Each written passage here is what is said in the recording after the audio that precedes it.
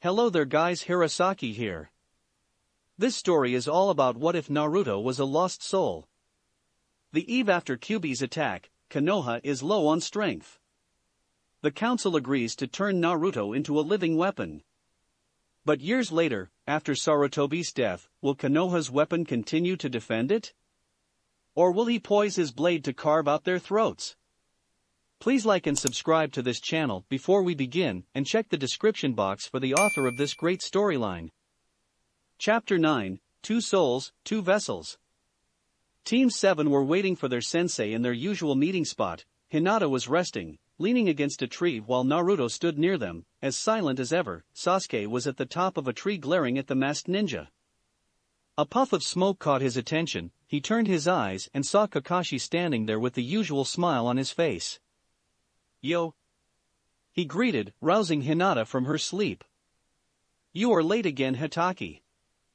The copy-nin again scratched the back of his head. "Sorry, Kurenai was sick so I had to go give her a case full of rats." Hinata, Sasuke, even Naruto sweat dropped at this. It had to be the most. It couldn't even be called an excuse. Kakashi himself was mentally kicking his own ass for saying such a stupid thing. He laughed nervously, ridding himself of that god-forsaken silence that had fallen upon them. "Well, I have good news," he said smiling. Pulling out 3 slips of paper, he handed it to the 3 teenagers. "These are qualification papers for the chunin exams. It's not necessary for all of you to take it. Should you decide to take it, sign the slip and present it at the examination building tomorrow." That said, the copy ninja vanished in a puff of smoke. Naruto turned towards his 2 charges. He knew that the full 3-man cell was in order to enter the exams. Which meant Kakashi was lying, making sure everyone was actually willing to enter, of their own accord. "Will the 2 of you be going?" Sasuke scoffed and walked away, giving him no answer. Naruto immediately deduced that he would go. Pride and confidence were his strong points after all. He turned to Hinata. She shrugged. "Father will all but command me to enter, so yeah, I'm going." Naruto nodded, before he turned and made his own way into the village, silently forming 2 shadow clones to trail his 2 charges back to their respective estates. As he walked through the village he, for once in a long time, took in the sights around him. He found himself watching as the people of the village went about their business. Store clerks managing markets, mothers bringing home their groceries, couples and friends enjoying themselves as they ate in restaurants, laughing. It was that sound, the sound of laughter, bright and bubbly, that had him looking ahead to 3 children playing. They could be no older than 6, one he recognized almost immediately as Sarutobi's grandson.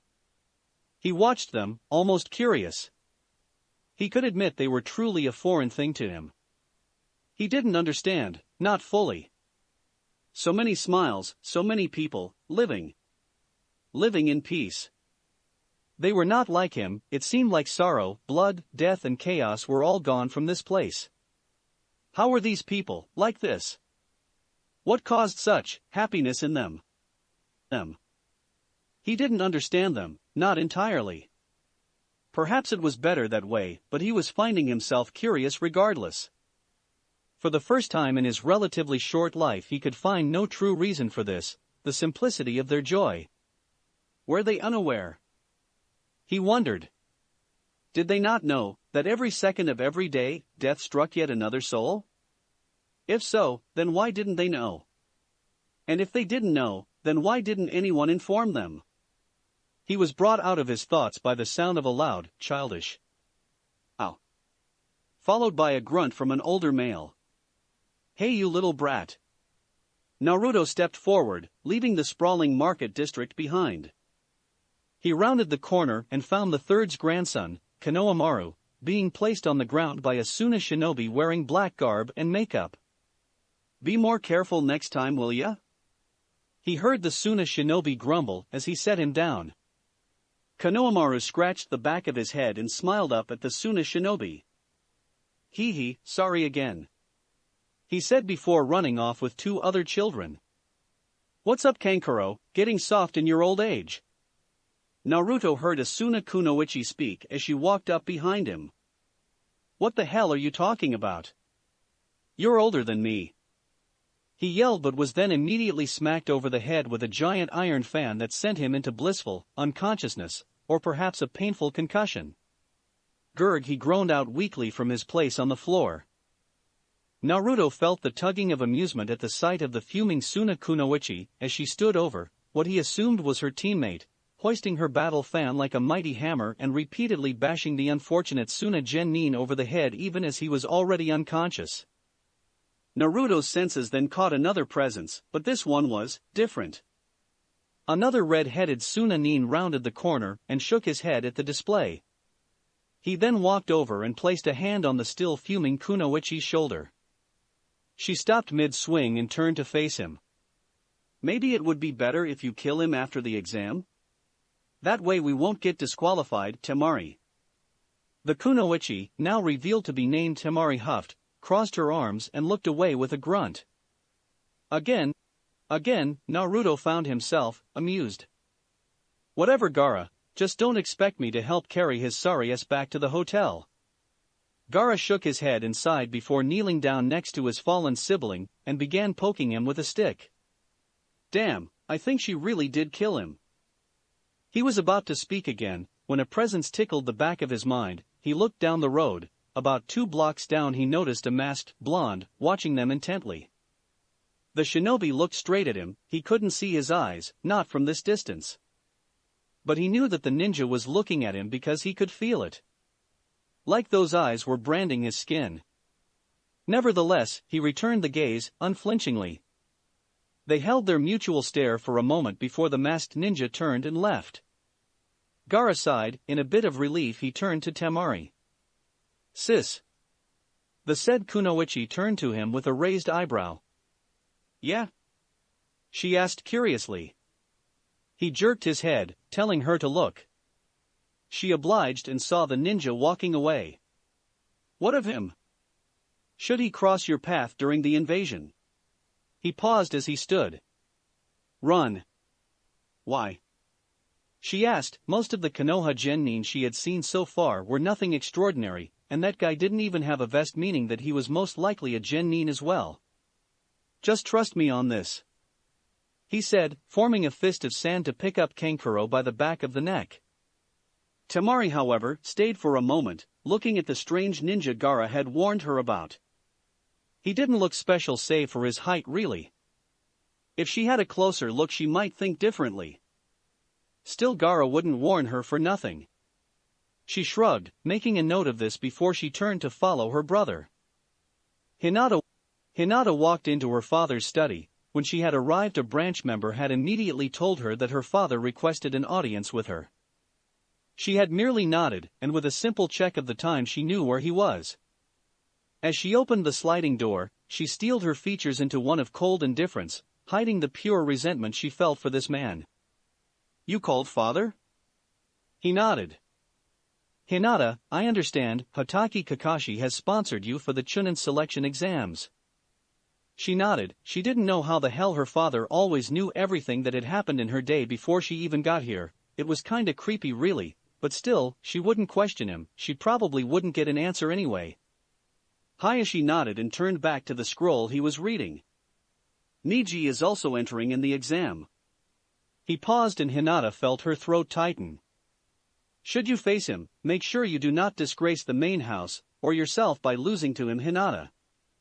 He is a branch member. She clenched her fists to the point they cracked, but held all emotion from her face. She bowed. Yes, father. She bit out before turning and walking away. As soon as she was out of Byakugan range she let her displeasure fully show on her face. This is why she despised that man. He cared more for images than his own family. It didn't matter that Neji was his nephew, that he was all that remained of his brother Hisashi. No, all that mattered to him was that the name of the main house would not be marred by one of their members losing to a branch member. She sighed. It was possibly for that reason that Neji was always so bitter. Besides the death of his father, he would use every chance he got to get back at the main house. Hinata couldn't blame him really, but if she faced him in the exam, she'd be within a rock and a hard place. On one hand, since she had no real wish to harm her cousin, she would just give up and grant him the victory. but her father had left her with little choice, and if the rumors of Neji's skills were worth even half their merit, then she would be in for a tough fight. Ugh, she groaned in frustration, rubbing her head as she walked off, muttering something that sounded like stupid pompous political gaming bastard. Gaara sat on the roof of his hotel, the moon hung high over his head as the crisp, cool night air blew against his tan skin.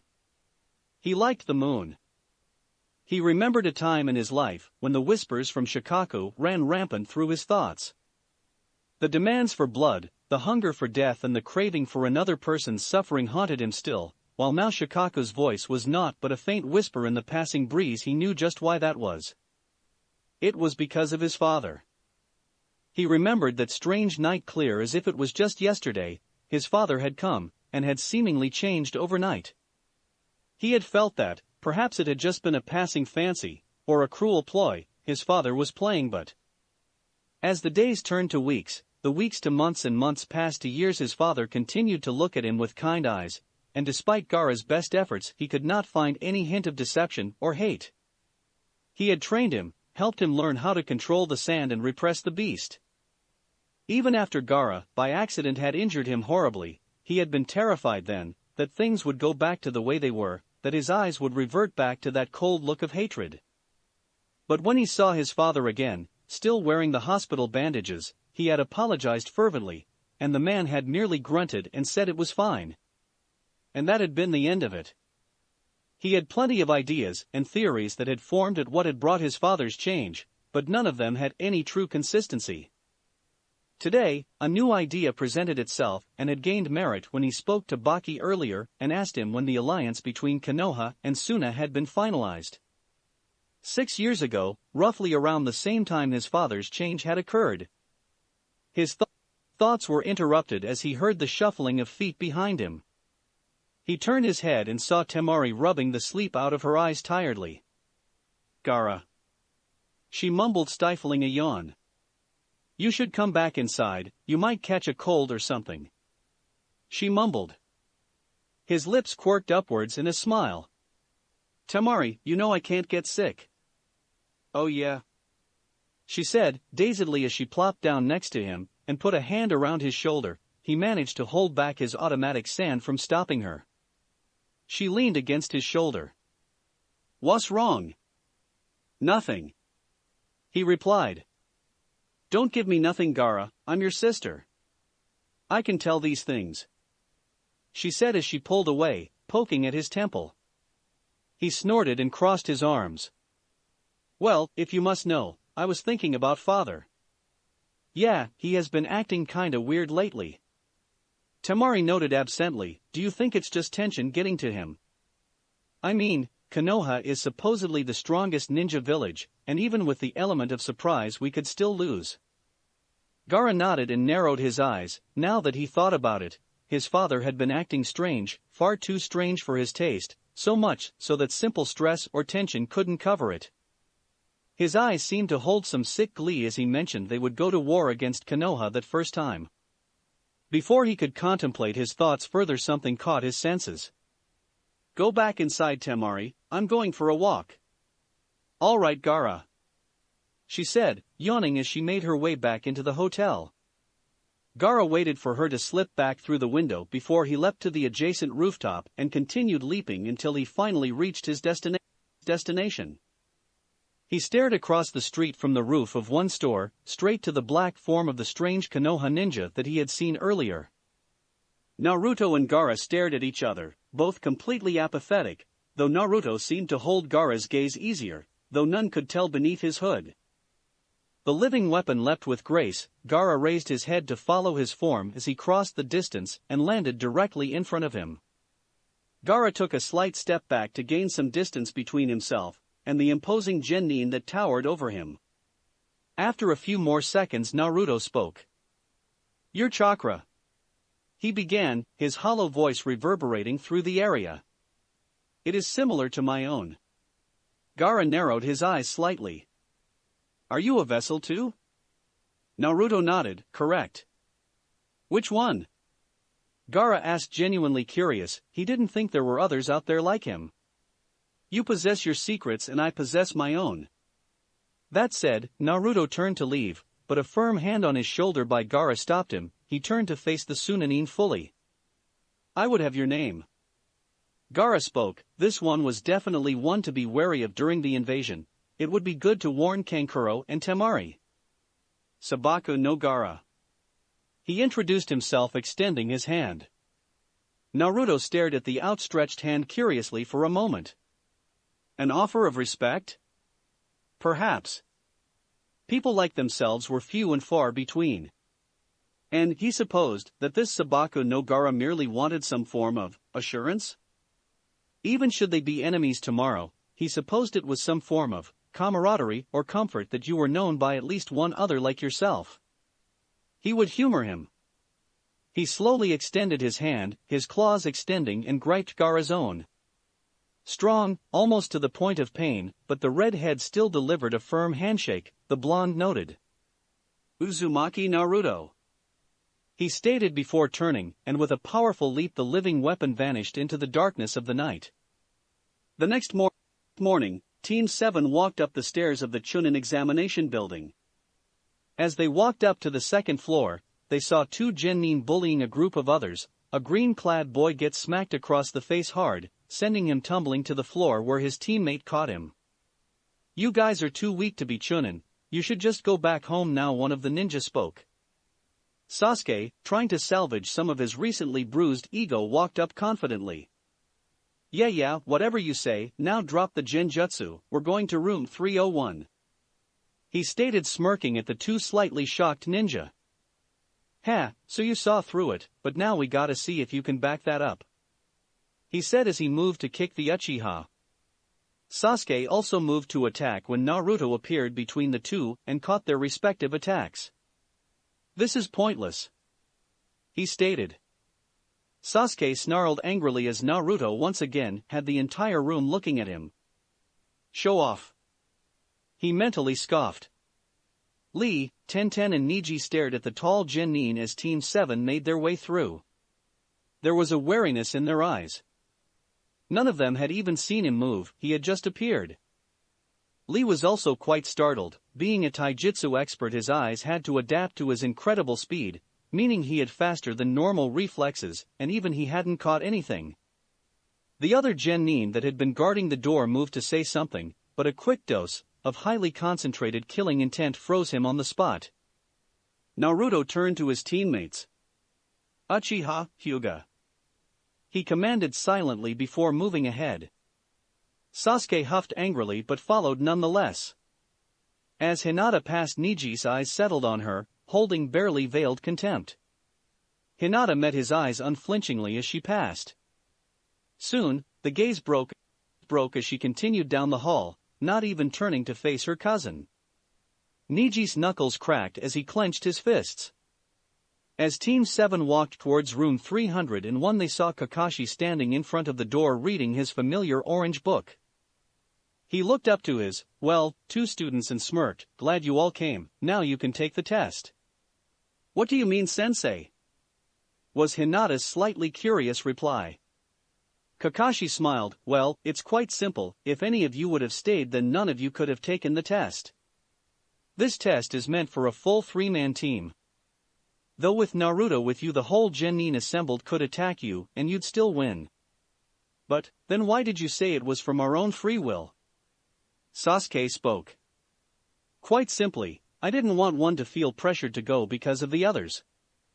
Even though Naruto could care less, Hinata would have been pressured anyway by her family, and you wouldn't dream of passing up a chance to raise in rank. The copy nin stepped aside. Well now, I believe you three are ready for your exams. Sasuke and Hinata smirked as they moved past the doors, followed closely by Naruto. As the blonde passed, his eyes met that of the copy ninjas. He nodded once. No words were spoken, but he understood the message. Take care of them. As soon as the genin entered the room, they were met by heated glares. Gaara, who was in the center of the room, caught sight of Naruto first. He heard Kankuro speak next to him. Weak Konoha nins. Kankuro. He cut in sharply, making his older brother jump. Be careful of that one with the mask. Kankuro scoffed. Please? We have you here, Gaara, you can kick anyone's ass, he said, ruffling his younger brother's head affectionately. He didn't notice that he never received an answer. A girlish squeal was heard from the door. Sasuke Kun. It came from Ino, the Yamanaka girl, Naruto noted. She clung to Sasuke with a death grip. I knew you'd be here. She squealed again in his ear, not noticing the tick on his forehead. Troublesome. Naruto heard to the side. He turned and found the Nara boy, followed by the Akimichi walking up to Hinata. So, you guys made it here to Hinata? Hinata smirked and nodded. Of course. Did you expect anything less? So, you guys are here too? Came the boisterous yell from an Inuzuka boy as he approached them. Followed closely by an Aburame and a Kunoichi with pink hair. Everyone was expecting for Sakura to blow up at Ino, but they were surprised when she turned to Hinata. Hey Hinata, how have you been? Sasuke silently thanked the gods that at least one of those troublesome fangirls gave up. What he didn't know is that he should really be thanking Yuhi Kurenai, the genjutsu mistress that practically beat the fangirlism right out of Sakura, setting her standard that she would not allow her to remain a foolish excuse of a kunoichi while she was on her team. She succeeded. Naruto watched as the group of young genin conversed amongst themselves, seemingly without a care in the world. It was disturbing to him once again. In this exam, everyone was the enemy. Were they all secretly trying to use a form of mutual camaraderie to gain information on the opposing team? Perhaps. Or perhaps they truly were that naive. But as he searched their eyes, he found no hint of such intentions, no ulterior motive. He wondered for half a moment if his senses were getting dull. He shook his head, coming to a quick conclusion. Impossible. Before he could further contemplate this, a voice came from the side. You guys should really quiet down. They all turned and found a silver-haired genin. Or what appeared to be a genin. Naruto noticed that his chakra was much too high and that he had the faint scent of snakes about him. There was only one person he knew with the scent of snakes. He decided to observe for now. When the ninja named Kabuto pulled out his nin info cards, he knew that he was most certainly a spy. No genin had that kind of information. When he asked if they wanted information, Sasuke was the first to step up. Uzumaki Naruto. The blonde narrowed his eyes. If the fool indeed had information, he would make it his personal business to capture him, and make sure Ibiki discovered the leak in Konoha's security. With a small puff of smoke, Kabuto pulled out the card and gasped slightly. What is it? Sasuke asked with a hint of anticipation in his voice.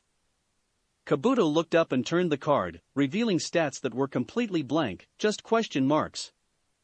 I don't even have a picture? Kabuto questioned. You sure you got the right name? Sasuke seethed. Just what the hell was up with Naruto?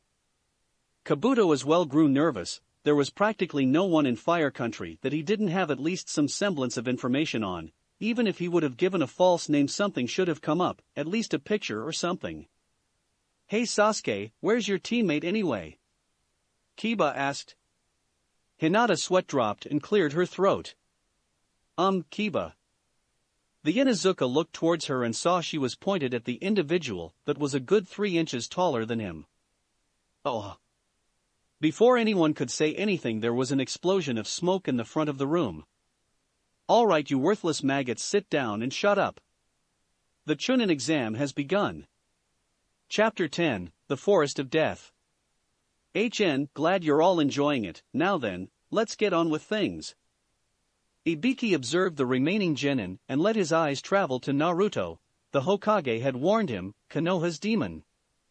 He would never have recognized him, of course, having always seen him with the old Umbu mask. He would have a word with the kid later. Every time he captured someone, he didn't even have to interrogate them. They'd be so terrified they would spill their guts if he promised to keep him away from them. For a professional like him, it was starting to chafe. Snapping out of his reverie, he let his eyes wander over the group again. Well then, everyone that's still in this room. He paused. Passes. He held back a smirk as he saw the look of shock crossing over almost every genin's features. The only ones who remained indifferent were some Suna kid with red hair. What the hell do you mean? A Suna kunoichi with 4 pigtails spoke up. What about the 10th question? There never was one. He answered simply. The 10th question was, quite frankly, to see if you had the guts to take it. Cowards do not deserve the rank of chunin. I still don't understand. An Inuzuka boy yelled frustrated. Ibiki held back from sighing at such stupidity. There was never a 10th question. He explained calmly. It was all a test, to see if any of you actually had enough guts to risk taking it. He saw comprehension dawn on the Inuzuka boy's face. Geez, kids today are getting dumber and dumber by the minute. Just then, a brownish blur crashed through the window, revealing.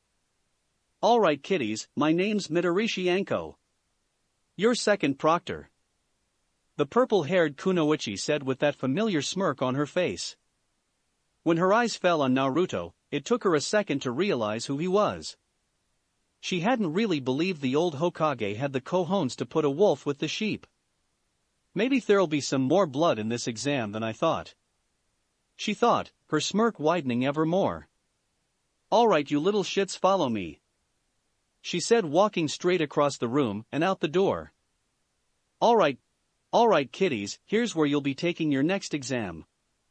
She paused for dramatic effect. The Forest of Death. Most of the genin cringed. Naruto's attention was elsewhere, however, or more specifically, the masked scent of snakes the genin from the grass village held behind him. If this figure was who he thought he was, then immediate action must be taken without alerting him. He watched as Anko intimidated the other genin. He sent out the faintest nudge of chakra in her direction.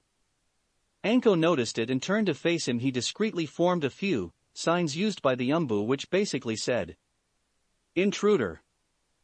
Anko carried on without missing a beat, but Naruto knew she had seen him.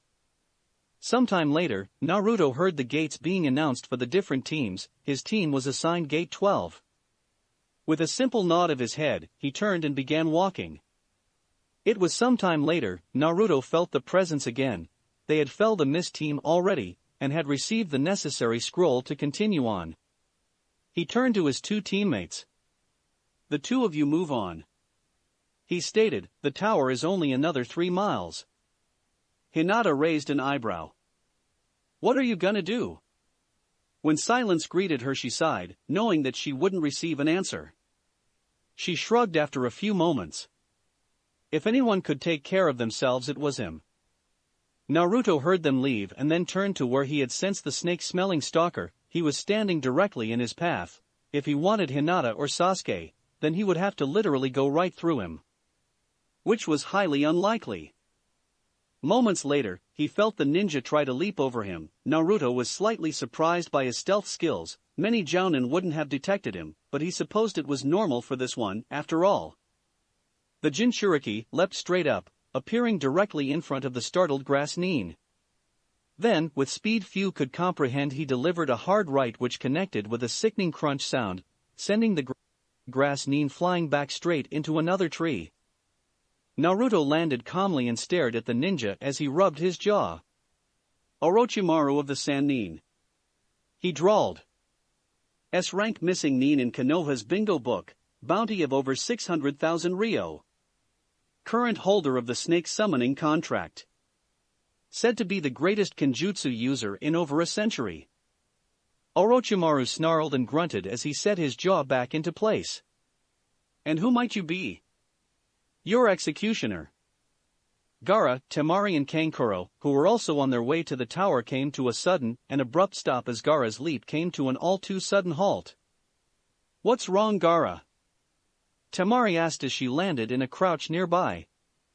The youngest of the siblings did not respond. His heightened senses had picked up an unnaturally high spike of chakra, and that could only mean one thing. The other Jinchuriki, Naruto, was fighting. He turned back to his 2 siblings. You 2 go on ahead, I'll catch up. That said, Gaara turned and sped off in a different direction. Temari and Kankuro exchanged a glance before they both shrugged and continued to the tower. Gaara could handle himself. Orochimaru grunted in pain as he blocked a fist with his forearm. What the hell was this? No genin, hell no Anbu could keep up with him. This was absolutely ridiculous.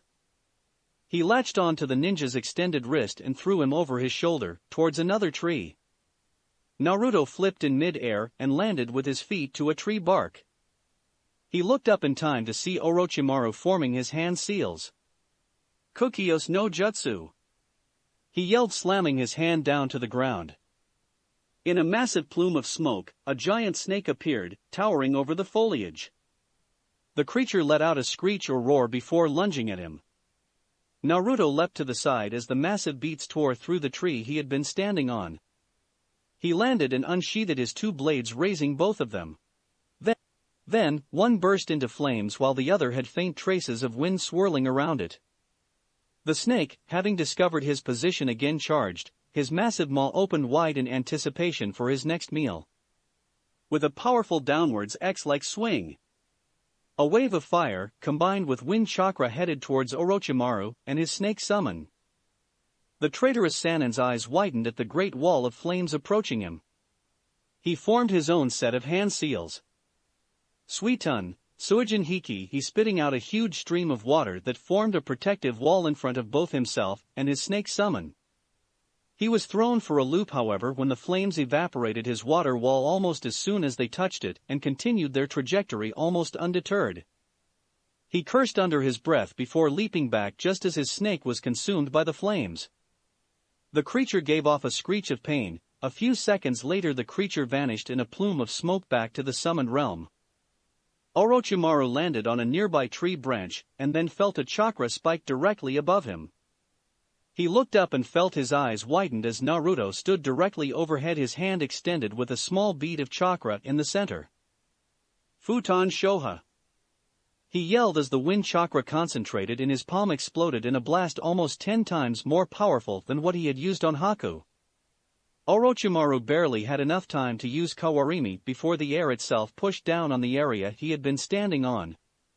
The tree branch seemed to implode in on itself before it fell to earth with alarming speed. When the dust cleared, mere splinters is what remained on the forest floor. The blonde turned in time to see Orochimaru raise his interlaced hands and bring it down. Since Naruto was standing upside down on a tree branch, the blow connected with his chin, sending him careening to earth. Orochimaru landed on the ground just as Naruto exploded from the dust cloud he had created. Fluidly unsheathing his blade again, he aimed to cut off the snake nin's head. Orochimaru ducked under the blow, letting Naruto pass over him. He turned and threw 3 kunai, each connected, digging deeply into Naruto's right shoulder, his right hip, and his right bicep.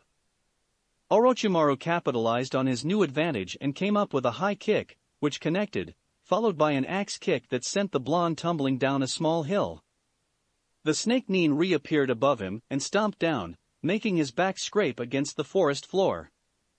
The tearing of clothes and the clattering of fallen kunai that fell from their now damaged holsters could be heard among the ruckus. Orochimaru leapt up and formed his hand seals in preparation for a fire attack. He finished the last seal and shouted, "Katon, Karyo-enden!" He yelled, sending the fire dragon straight down. When it hit, the floor beneath him was blanketed with flames. He smirked, but it died almost as soon as it appeared as he felt the air leave his lungs, followed by another fist to the face. His jaw had been cracked before, now it was just downright broken. It was then followed by a hit to the ribs and again to his throat. Finally a backhand across the face sent him reeling. His back hit a tree with a loud crack.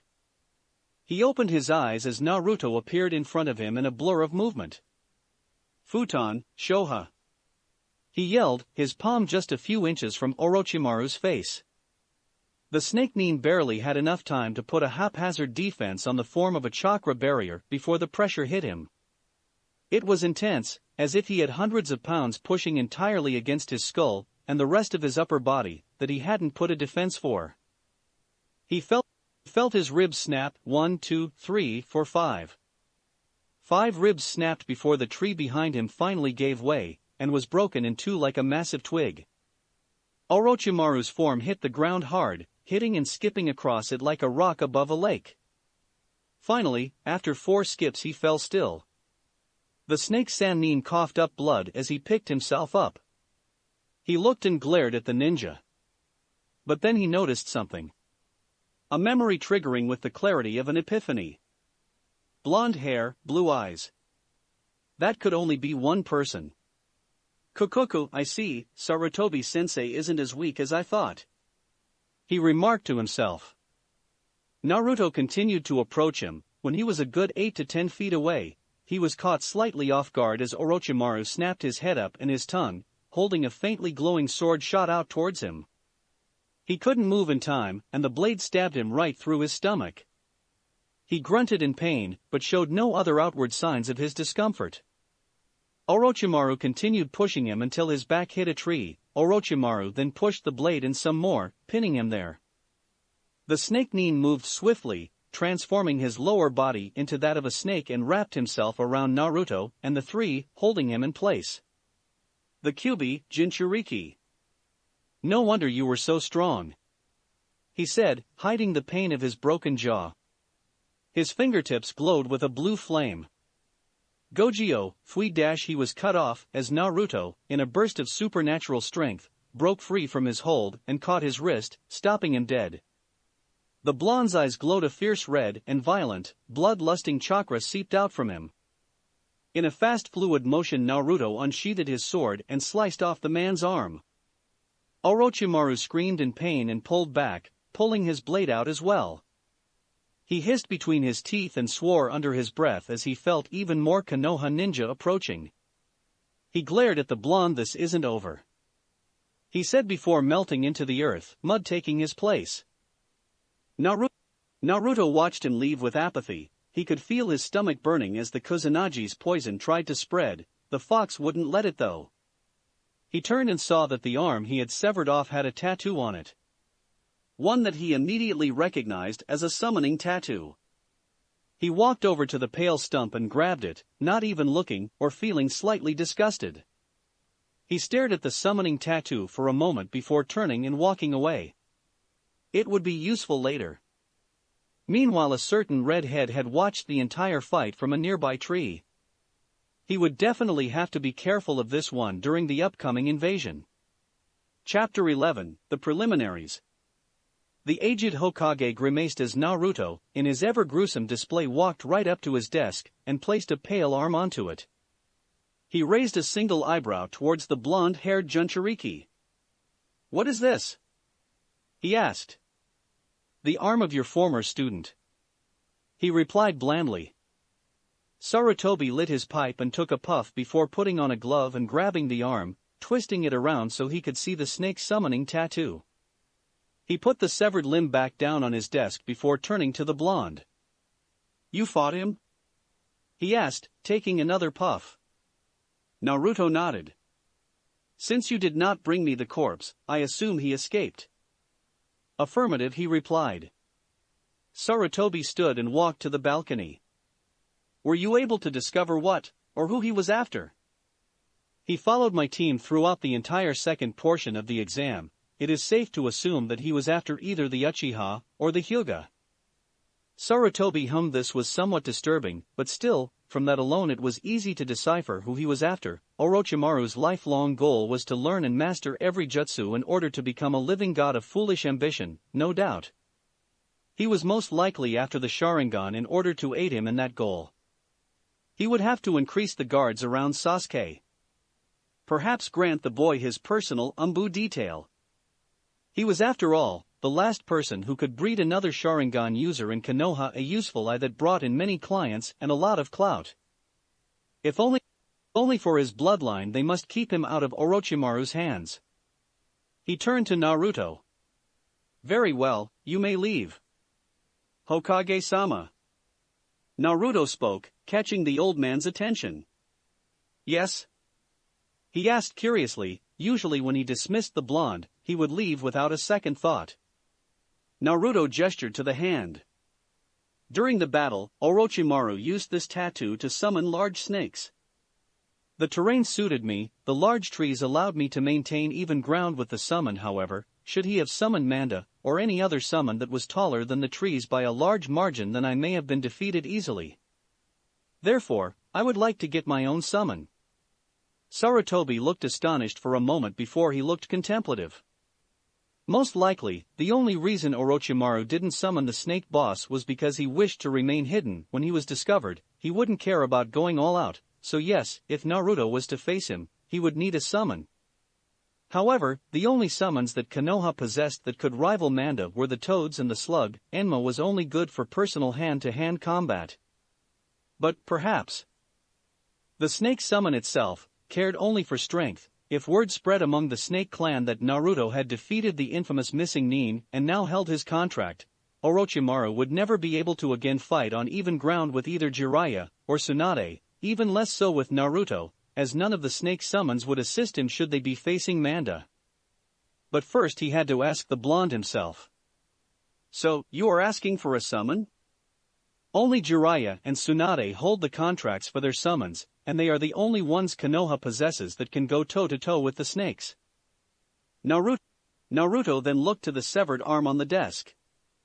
Then the logical choice would be the contract we have available.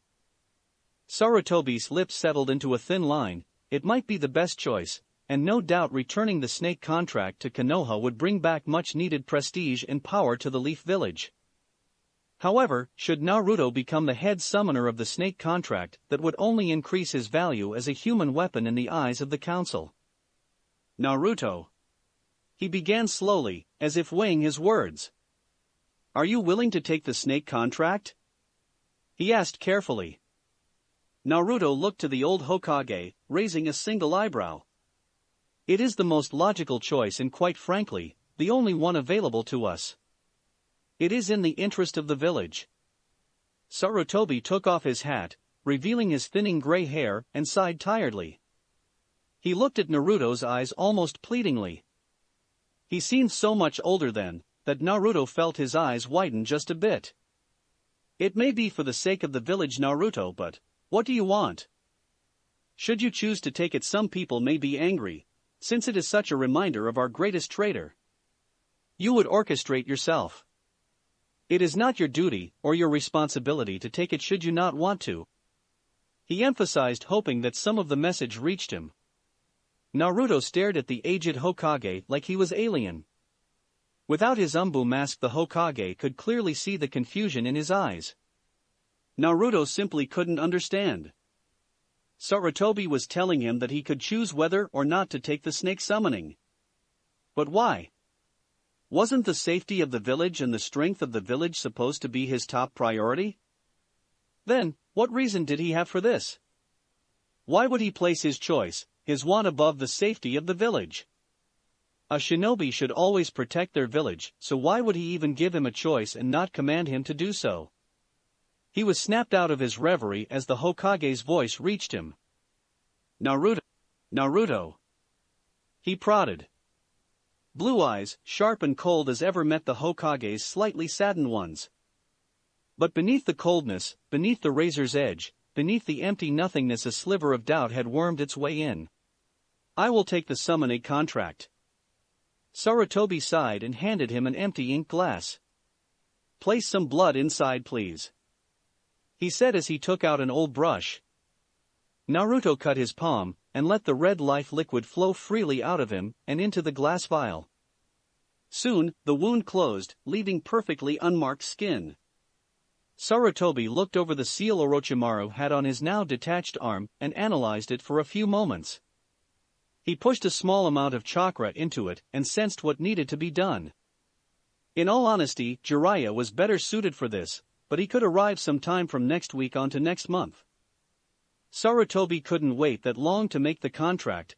Orochimaru was no doubt trying to find a way to either get his arm back, or form a new summoning tattoo on his other arm. Still, he knew what needed to be done. It was basically imbuing the tattoo with every seal needed for the summoning. Relatively 490. These 490 seals were usually placed in scrolls that the people signed, thus the summoning contract. When the scroll was signed with blood, it also carried a minute amount of chakra, which was then recognized by Animal Clan as their new summoner, allowing them to bypass the 490 seals, and allowing them to merely use the last seals. Those last 10 seals are what allowed the clans to distinguish themselves. Each clan had a distinct combination for themselves. Being the professor master of all of Konoha's forbidden jutsu, he knew the combination of seals to all 5 of Konoha's summons. Therefore, all he had to do was create the first 490 seals, and then show Naruto the last 10, so he could successfully summon the snakes. The reason he had not done this earlier is because no Konoha shinobi had the strength to match the snake Sannin, therefore the snakes would never serve the user should Orochimaru, the head summoner, command it. Anko herself was only allowed to summon lesser snakes to use with the shadow snake hands. But that was about it. Sarutobi took the vial and dipped his brush in it with a soft sigh. "Give me your arm, please." Naruto nodded and rolled up his sleeve, extending his forearm. Sarutobi began painting the symbol. About a half an hour later he was done. He then began the long process of forming the 490 seals necessary to make it an actual summoning tattoo, and not just some skin decoration. About an hour and a half later his hand glowed with green flames. "Kuchiyos Fuin show no jutsu," he cried before slamming the glowing green flames onto the newly made seal. It glowed green, then purple for a moment. Glowing golden kanji hovered above the now blackened symbol before burning into the skin, forever merging themselves with the boy's arm. It looked painful. It most likely was, Sarutobi knew. But the boy's face remained neutral throughout the ordeal. Finally, the glowing died down, leaving a simple black snake tattoo around his arm. Sarutobi nodded to himself. Naruto examined his arm for a moment before turning back to Sarutobi. He then stood and showed the boy the necessary hand seals. "Is that all, Naruto?" he asked. The blonde nodded and bowed once before leaving. The aged Hokage sighed and sat down on his chair. Naruto stood at the roof of the tower in the Forest of Death. He silently formed the designated hand seals and used a little bit of chakra. In a plume of smoke a regular-sized snake appeared on the roof. It looked at him and hissed. "Who are yous?" "I never heads of yous with the snake contracts," the creature hissed. Naruto dropped Orochimaru's severed arm in front of the creature. "I defeated Orochimaru. Return to Manda, and tell him that you have a new summoner." The creature hissed and licked Orochimaru's arm, tasting it. "Yes, this is Orochimaru Sasama's arm. I will inform the great Manda." It vanished in a small plume of smoke. Naruto looked at the spot the snake had occupied before turning and walking down the stairs. The genin had all assembled in the middle of the tower, which was obviously used as a fighting arena. They noticed that all of the important people of the village were here. Anko was the first to address them. "Hokage-sama will now explain the rules for the third exam, so listen up." The Hokage stepped forward. He took a long draw from his pipe before expelling the smoke. "Before I explain the rules of the third exam, I want to tell you the true meaning for this exam. This exam is merely just a replacement of war," he explained, his voice ringing loud and authoritative even in his old age. He watched as confusion filtered through most of their faces. Go back 50 or so years, and you'll find that all the currently allied countries were enemies fighting for the right to rule. Eventually, they realized that there was a much less costly way of dealing with the power struggle, and so the chunin selection exams were born. During the main matches, you will be watched by some of the most powerful and influential people on the face of the planet. Each shinobi in the exams is expected to put his life on the line to uphold their village's power and prestige. But why the hell do we have to risk our lives to entertain people? Sarutobi answered without missing a beat. The strength of a country is decided by the strength of its village. The strength of the village is decided by the strength of the shinobi. If the strength of a shinobi, and therefore its village and country, is clear, the influential and powerful people in the stands will favor that village, and they will receive more clients. However, if the inverse is true, and a shinobi is seen as weak, his or her country will receive less clients. If a village's power deteriorates to a certain level, it is giving the message to the other villages that we are weak. This will signal any country that is even a slight enemy that they are prime for invasion. Therefore, we are expected to perform our best and bring power and prestige to our village in order to avoid any potential threats of invasion. Sarutobi took a puff of his pipe before continuing. The only time a shinobi's true strength comes to the surface is during life or death situations. I will now begin explaining the third test's rules. Actually, Hokage-sama, as the referee, will you allow me to explain the rules? Very well. The chunin coughed again and turned around to face the group of genins. Greetings. I am Hayate. There's something that must be done before the third test begins, namely, a preliminary. What? Why? It may have been that the first and second tests were too easy this year, or it may be that you are all exceptional genins. Whatever the reason is, there are far too many people left to simply put you all into the next test. But why is that? As Hokage-sama said, there will be powerful people watching the third test. Their time is valuable, and we cannot afford to waste it. Therefore, according to the chunin selection exam rules, we are required to hold a preliminary. People muttered amongst themselves, thinking, worrying, but in the end, they would accept it regardless. One final thing, would anyone like to give up now? A genin with silver hair, one that Naruto immediately recognized as Yukushi Kabuto, raised his hand. The blonde ignored it for now. When no one else spoke up, Hayate spoke. He coughed to get everyone's attention. Very well, since no one else is going to quit, then I will announce the first match. If you would all please divert your attention to the board. Everyone turned and found a board that was flashing through several names very quickly. The names landed on Sasuke and one of Kabuto's teammates. The others all walked up to the stands, leaving the two fighters. Sasuke's fight with Kabuto's teammate was quick. He merely used a few fire jutsus and some standard taijutsu, and the genin was defeated handily. Hayate didn't waste time and called the next match. It was an Otonin, Zako vs Aburane Shino. The fight was short, with Zako's arms being blown off as Shino destroyed them. The next fight was the Suna Shinobi Kankuro vs another of Kabuto's teammates. After Kankuro used a trick with his puppet Karasu, he won the fight, and Naruto turned back to the billboard. The names kept flashing through until it stopped again. It was Gaara against Rock Lee. The two genins fought impressively, but in the end, Gaara won, wrapping Lee up entirely in his sand coffin, threatening to crush him if he didn't surrender. Lee did so, with great reluctance. It then settled on two kunoichi, one with pink hair and one with blonde hair. The pink-haired girl won, no doubt due to the genjutsu training she had received from her sensei, Kurenai. The board then settled on himself and the Inuzuka. The fight was over, quickly, very quickly. Then it went to a Suna kunoichi and a weapon mistress. The fight went to the Suna kunoichi. Then, finally, the board settled a very interesting set of names. Hyuga Hinata and Hyuga Neji. He heard and saw Hinata clench her fists. Damn it. She cursed under her breath. He also saw, from the corner of his eye, the faint twitch of the Hyuga boy's lips, indicating he was smirking, or resisting the urge to do so. The blood feud between the main and branch house would be seen today. As the two stood in the arena, the tension between them was palpable. Neji was practically oozing killing intent. Hinata-sama, give up now, you cannot change your fate. You are destined to lose to me.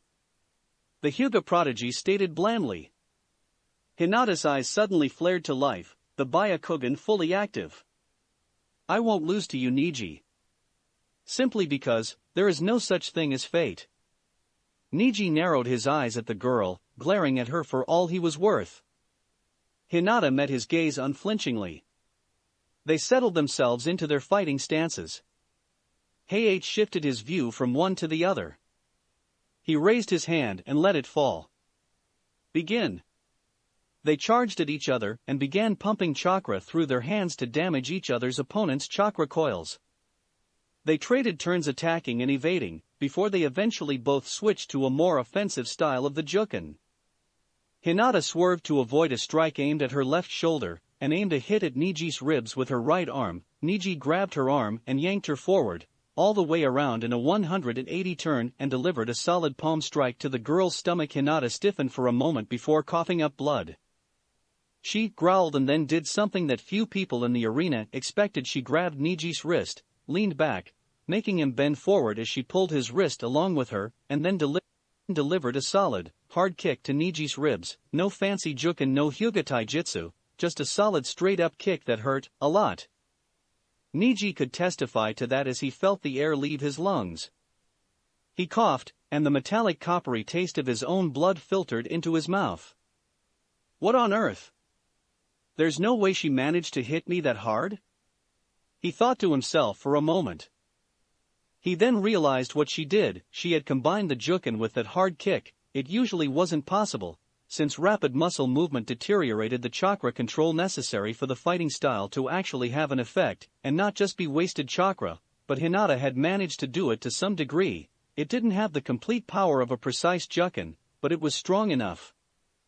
He grits his teeth. Hinata had always been weaker than he was. He refused to admit defeat in front of her. Fate would not allow it. He was the prodigal Hyuga, the one who had been granted the greatest Byakugan abilities in the Hyuga clan in over a century. He refused to admit defeat. He rushed forward again, and the two continued to trade blows with the jukin. Neji's raw skill was better than Hinata's, but Hinata's lithe and flexible form allowed her to even the playing field. What Neji did next, however, caught her completely off guard. Kaiten! He yelled. She was standing barely 3 feet from him, and therefore received the hit full force. She was launched to the far wall where she hit the cold stone with a sickening crack of her skull striking stone. She struggled, standing on shaky limbs, shaking the cobwebs out of her mind. She then looked as Neji took a stance that she had seen many times. You are now in my field of divination. The Hyuga prodigy spoke coldly. Hinata didn't have any time to respond before he rushed her.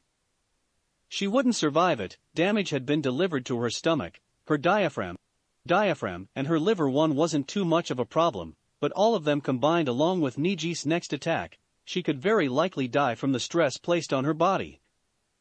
Hinata's hands, moved by instinct, reflex and survival, were all that moved her.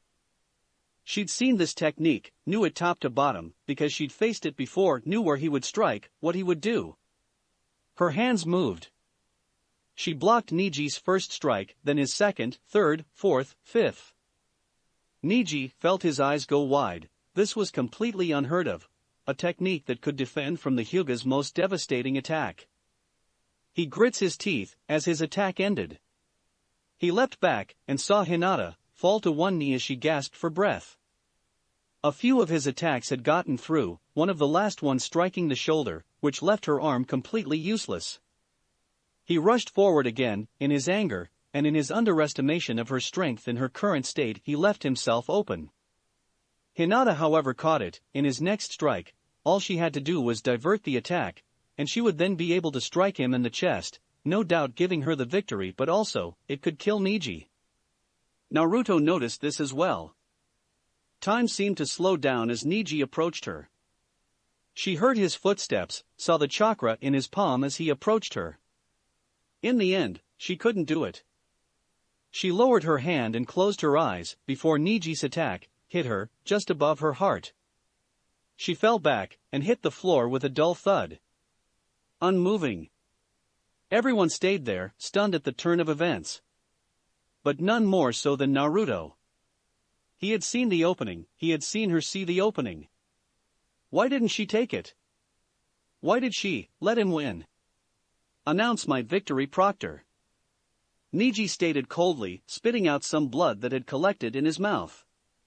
She won't be getting up. Naruto's hand, which had been gripping the railing tightly, dented the metal bars by the force of his grip.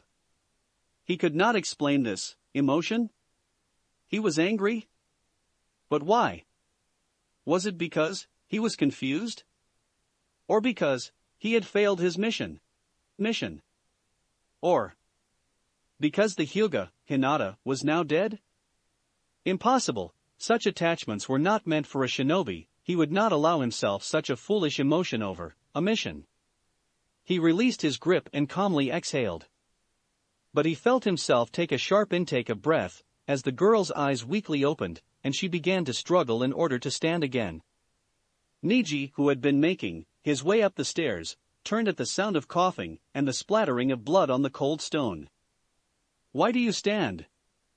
You'll really die if you push yourself any more," he drawled, hiding his surprise that she was still standing. "Your fate decrees that you will lose to me." Hinata took a deep breath before she spoke, her voice was strained, painful even. There is no such thing as fate, so stop hiding behind it, coward." Her words, though spoken softly, were heard through the entire room, that now seemed so much colder than before. Neji's eyes lit up with fury and he rushed at the girl, fully intending on ending her life. In a simple blur of red and black, Naruto appeared between the Hyuga, prodigy, and Hinata, catching his strike easily, half an instant before Guy had his arm around the boy's throat in a headlock. Naruto shoved the boy's hand away and turned just in time to catch Hinata as she fell forward, her legs not having the strength to keep her standing. Naruto felt detached from his body as he stared at the girl. Why had she taken the hit? Why did she allow herself to fall to such a state? She could have won. Preserved herself. He didn't understand, and even as the medics took her, his eyes, hidden by shadow, shined with the silent question. Why? Chapter 12, The Final Order. Sarutobi took a puff of his pipe as the door to his office opened, revealing his silver-haired, perverted student. "What'd you want, old man?" "I was getting great research for my next issue," he said with a lecherous grin on his face. Sarutobi sighed. Jiraiya's books were admittedly quite addictive, but still, such a blatant admittance that he was a perverted lech did not do well for either of their images. Not wanting to dawdle on Jiraiya's nature, he simply took out a file and tossed it on his desk. The pervert took a single look at the first page that held the picture of an all-black umbu with and scowled at the old man. It was the main reason Jiraiya stayed away from Konoha and the reason the relationship between master and student was so very strained. He remembered that day. So did Sarutobi. It was not at all pleasant to recall. "Sensei, this is crazy, he's Minato's son," Jiraiya said in outrage. In front of him was the third Hokage, standing above the crib of a newborn baby boy. The baby cooed and giggled up at the old man's wrinkled face. "There is nothing I can do, Jiraiya," the third said, his voice cold and unwavering, hiding his own sadness and anger at the decree of the council. "Let me take him," Jiraiya said, stepping forward. "I can take him, we'll hide out until this whole thing just blows over. They'll never find us." Sarutobi whipped his head around, seeing the absolute seriousness in his old student's eyes. It was heartwarming, really. Sarutobi was about to accept his proposal when his mind, ever analytical, started wandering, thinking, imagining and deducing the outcome of such a course of action. Should Jiraiya take the boy, the council would move to turn him into a missing nin. When Orochimaru had deserted, it had been a struggle to keep his title and standing as the Hokage. Some of his enemies on the council, such as Danzo, had said his teachings were the reason Orochimaru had turned from them. Should Jiraiya, as well, leave, with what the council viewed as Konoha's weapon, they would push him to name him a missing nin. And should he refuse, then that would only solidify Danzo's claim that his teachings drove the three most prestigious ninja of Konoha to leave, meaning they could, and would force him to step down from his position and name another, one that would not hesitate in dealing with Jiraiya in order to recapture Konoha's living weapon. He could live without his title.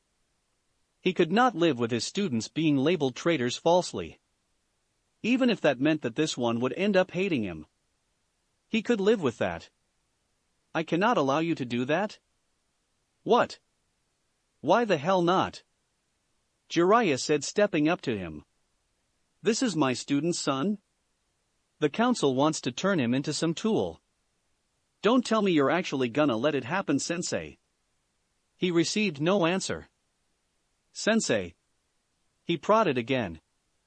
His eyes then lit up with fury. He firmly grabbed the edges of the older man's cloak and lifted him a good foot and a half off the ground. You son of a bitch. You owe him more than that. He yelled in anger, barely holding himself back from striking his teacher and leader outright. Sarutobi felt his resolve crumbling. He owed Minato, they all did. He owed Naruto, that was true. But to curse the boy to a life on the run wasn't much better than this, and at least with this choice, perhaps somewhere along the line he could set things right. But if Jiraiya continued, his resolve may very well crumble entirely. He had to end this now. With firm hands and unflinching gaze he gripped Jiraiya's wrists and pried him off. Jiraiya, this is what the council has decided. It has been affirmed and this conversation is over. Uzumaki Naruto belongs to Konoha now. Jiraiya felt as if he had been kicked in the gut. His sensei, the man he had revered as the kindest, most gentle man he had ever known, was condoning this? You don't mean that. He said shakily. Sarutobi stared back at him, unflinchingly. This conversation is over. He repeated. Like the ceiling of a great iron door, Sarutobi turned his back on his student, and stared down at the blonde baby boy.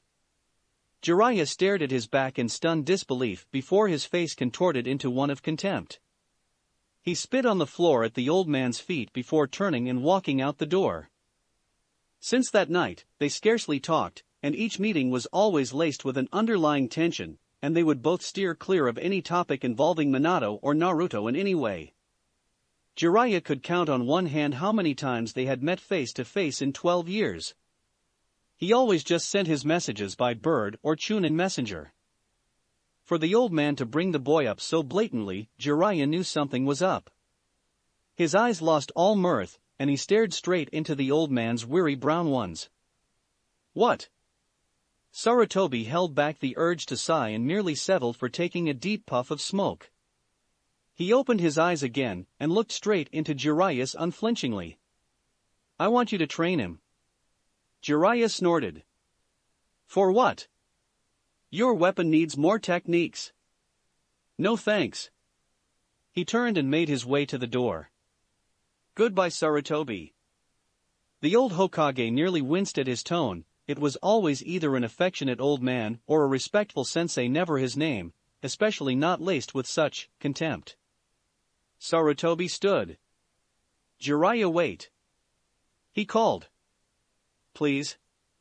He added after a moment. The silver-haired man stopped just as he gripped the doorknob. The desperation in his sensei's voice gripping him and holding him still. Slowly he turned and faced his sensei's pleading eyes. Just, hear me out. He said after a moment. Jiraiya swallowed once and slowly, he turned and sat down on the chair in front of the desk. Go ahead, talk. Sarutobi sighed and allowed himself to relax against his chair. After over a decade of silent feuding, student and sensei finally reconciled. Jiraiya sighed as he leapt from rooftop to rooftop in search of the blonde boy. He had a picture of him, which was halfway decent, considering a mask was over half his face. But still, not many people had that kind of outfit or hair. So, he should be able to find him easily. Key word in that sentence is should. He was like a fucking ghost.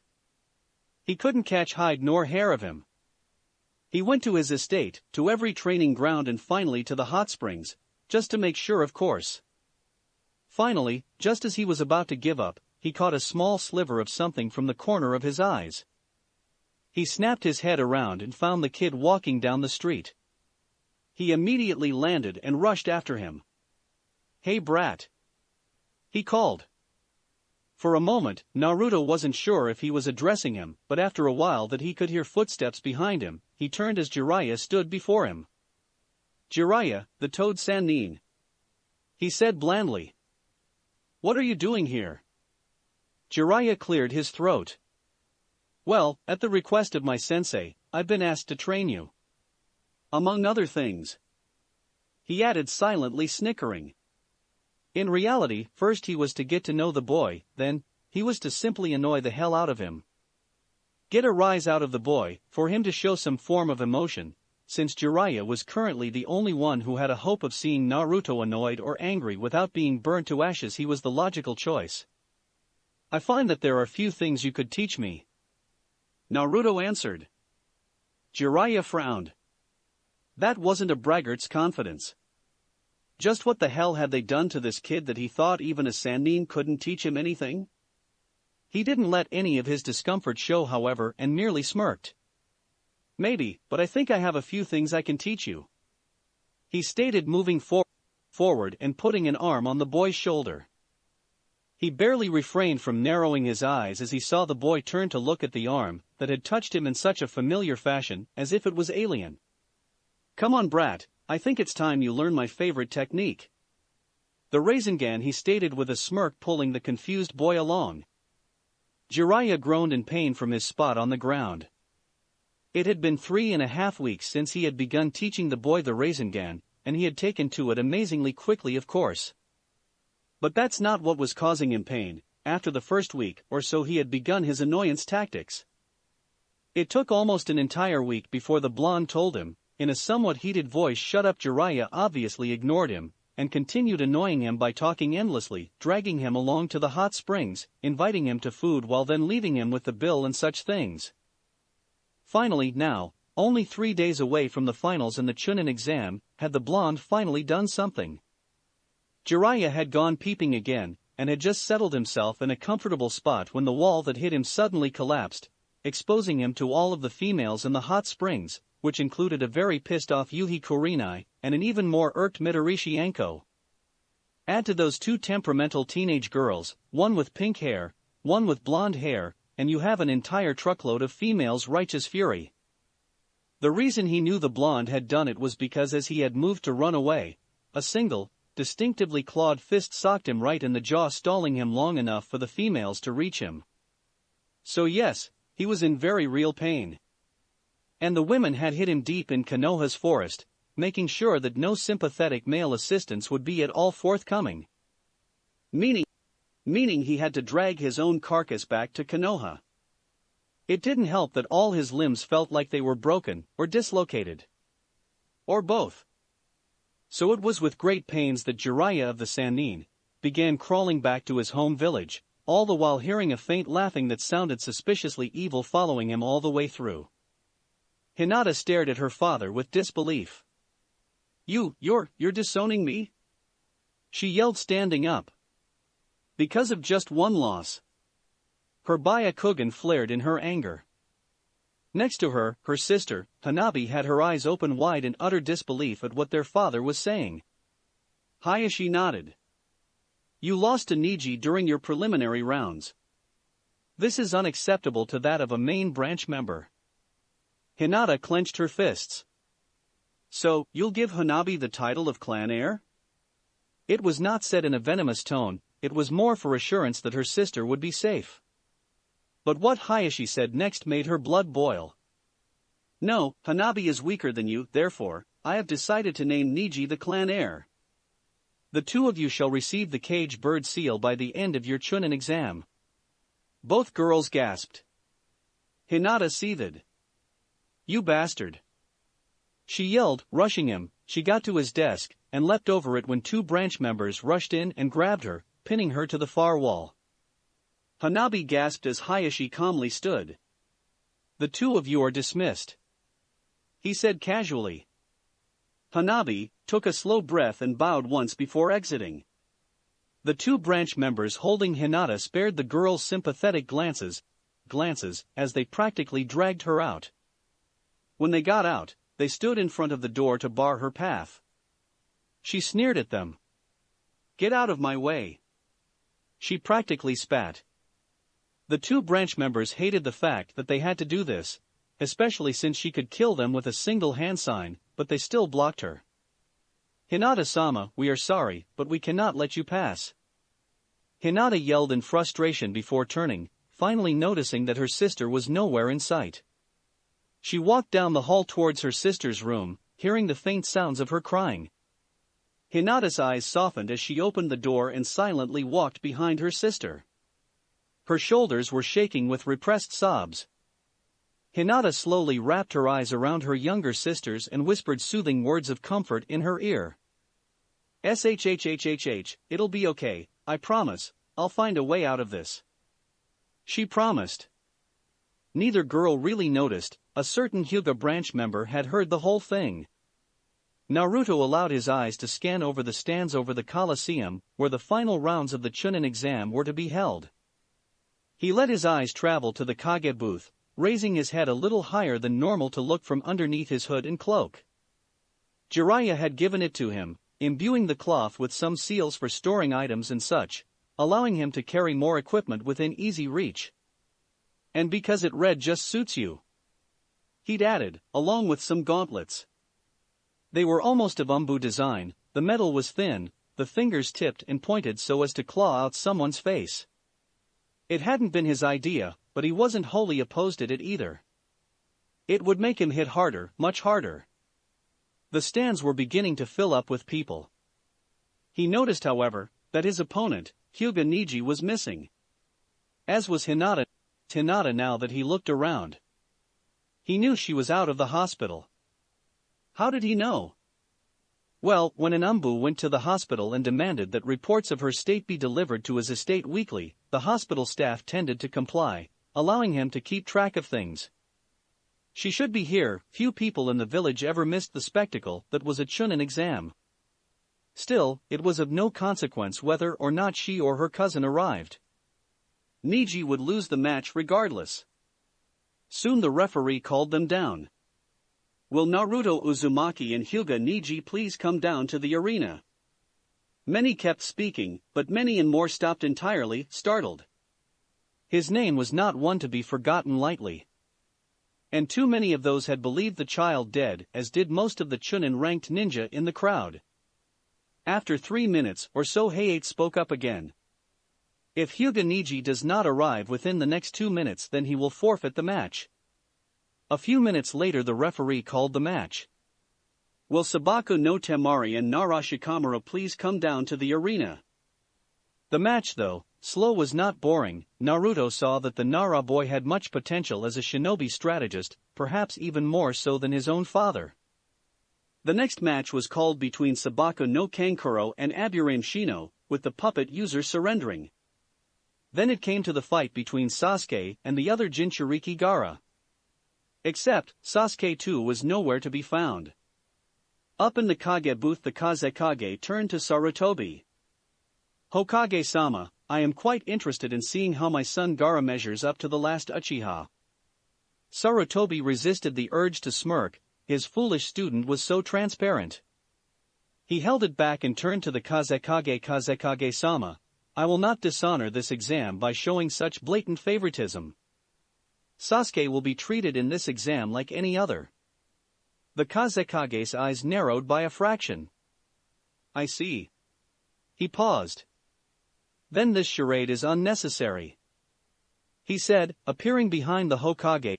The Hokage with a kunai to the old man's throat, as his 2 umbu bodyguards morphed and vanished, revealing 4 individuals that quickly killed his 2 chunin guards and rushed to the 4 corners of the building and formed a strange purple shield or force field all around it. The Kazekage then leapt up, taking the Hokage with him to the roof. Sarutobi replaced himself with a roof tile and stood across from the Kazekage. "I see you are now making your move, Orochimaru." The Kazekage smirked and tore off his face, revealing the pale young-looking face of his former student. The professor's lips curled at the sight. "I see that you perfected that twisted, disgusting jutsu for your immortality," Sarutobi said disdainfully. Orochimaru smirked. "That I have, sensei," he drawled. "And now I will kill you and end the Leaf Village." He looked to the side. "Especially since your pet can no longer assist you," he said with a wicked smirk. Sarutobi shifted his eyes to the side and saw Naruto, using his two blades covered in wind chakra furiously swiping at the barrier between them. Sarutobi then saw, through the confusion, Gaara, Suna's weapon leaving the battle and going into Konoha's forest. He couldn't allow them to leave. "Naruto!" he called, catching the boy's attention. "Go after the Suna ninja, Gaara. Stop him. I will deal with this." Naruto seemed reluctant for a moment before he inclined his head in a slight bow. "As you wish," he said slowly before turning and letting his eyes scan the area once. He caught sight of Gaara just as he vanished into the dense foliage and took off in a rush. Orochimaru chuckled. "Kuku. Time to die, sensei." Sarutobi smirked as he threw off his robes. "Do not think me so weak just yet, student. These old bones can still keep up with the young ones." Gaara and his siblings rushed past the trees of Konoha, moving as fast as they could in order to get to the designated point where Gaara could transform in order to cause the most damage to the Konoha shinobi, while avoiding their own casualties. Gaara hated transforming, since the Shikaku was always closer to the surface. But he would do what he had to do for his village. They hopped off another branch when Gaara felt an incredibly powerful chakra approaching them. Fast, much too fast. It was his chakra. He had to get his siblings out of here, he would catch up to them soon. He skids to a halt, Temari and Kankuro doing so as well, nearly falling over in their surprise. "Gaara, what are you doing? We have to keep moving." Kankuro yelled desperately. "Get back!" he shouted just as a tree behind them exploded in splinters and shrapnel, wisps of red chakra showing. Gaara and his two siblings snapped their heads up, coming face to face with the shadows cast by the hood that now hid the boy's face. The two blades glinting in the light with murderous intent. Naruto flipped once before coming down with a powerful downward swing using both blades. His strength and his momentum made Gaara kneel from the pressure on his ultimate defense. The tree branch beneath him buckled and broke off, sending both of them falling to the forest floor. Gaara formed a platform of sand on which he managed to stand on, stopping his fall. Naruto continued to fall until he managed to stick to the tree trunk with chakra. He rushed up towards the red-headed Sunanin. Gaara extended his arms, two pillars of sand rushing the hooded ninja. Naruto sidestepped the first, the pillar of sand crashing and cracking the wood behind him, but not breaking it entirely. He charged his blade with wind chakra, and as the second pillar approached, he swung the razor-sharp blade horizontally as he leapt right at it, the sand splitting like nothing, allowing Naruto to slip between the opening, heading straight towards Gaara. The red head moved his platform of sand, avoiding Naruto entirely. The blonde flipped in midair and landed on another branch. "Kamachichi!" Naruto turned his head to the side as he saw a gust of wind blades approaching him. He raised his hand and with his own wind manipulation sent her attack right back at her with almost 3 times the force. Temari, eyes wide in disbelief, barely had enough time to put her fan in front of her, allowing it to take the brunt of the attack. Even so, a large, yet not too deep gash formed at a diagonal angle, going from her left hip to her right shoulder as one of the wind blades tore through her weapon of choice, and others nicked her sides, arms and legs. Needless to say, her weapon was useless now. Naruto then turned to the side as another attack, from a puppet with blades for arms, tried to strike at him. He crisscrossed his own blades to block and with a vicious kick to the puppet's chest, pushed it back with an audible crack as its chest area caved from the force of his blow. Naruto then back-flipped in order to avoid another pillar of Gaara's sand that broke through the tree he had been standing on. As he moved through the air, Kankuro seized the opportunity and got behind him, with Karasu appearing in front of the boy. He charged from behind as he had Karasu move in from the front. However, before he managed to get within 3 feet, his enemy spun around and launched 5 kunai with deadly precision. 2 hit his hands, 2 more hit his hips and pushed him back until he was pinned against the tree. The last was aimed at his forehead, but Gaara managed to catch the projectile with his sand at the last minute. However, this distraction proved to be enough as Naruto appeared behind Gaara and delivered a vicious hit to the back of the boy's head, faster than what his sand could react. Gaara was sent flying. He hit another tree with a vicious and resounding crack. His sand couldn't even catch up with him. In order to cushion his fall, he groaned in pain and slowly opened one eye, and saw the hooded Konoha ninja moving towards him. He leapt up, once again forming a platform of sand. When he was well above the trees, his sand platform formed a sphere of sand. Naruto, who couldn't reach the boy without summoning Manda himself, calmly watched from the tree tops. Finally, after 30 seconds or so, his sphere of sand dissolved, revealing Gaara. His entire form is that of a miniature Shikaku. He roared once, catching sight of Naruto as he dived in a freefall towards the boy. Naruto braced himself, spreading his arms wide with his swords at the ready, and with a violent crash Gaara slammed into him, the two of them breaking the tree branch and rocketing towards the forest floor. Naruto stabbed one of his swords deep into what would have been Gaara's rib cage, while using his right hand, still holding his second sword, to pound away at Gaara's transformed face. Gaara raised his massive claw-like arm and struck the other Jinchuriki, sending him flying, slamming him into another tree, and then sending his sand to pin him there. Naruto let out a battle cry, using Kyuubi's super hot chakra to turn the sand into glass and then breaking free. Gaara snarled. Temari, who had managed to pull the now unconscious Kankuro to a safer part of the forest, had her eyes wide in astonishment. Just who the hell was this? No one could go toe-to-toe with Gaara like this. Ever. Gaara hissed and launched his two claws forward, the two extended appendages rushing the blonde. Naruto charged wind chakra into his blades and leapt over the two claws, rushing Gaara, his speed so fast the Jinchuriki could barely keep track. Before the Suna shinobi knew it, his two arms had been cut off from the shoulders and multiple gashes appeared all over his transformed body. His sand had been able to provide adequate protection against the wind chakra. When his arms regenerated and his cuts healed, Naruto rushed again, this time not letting up on the attack.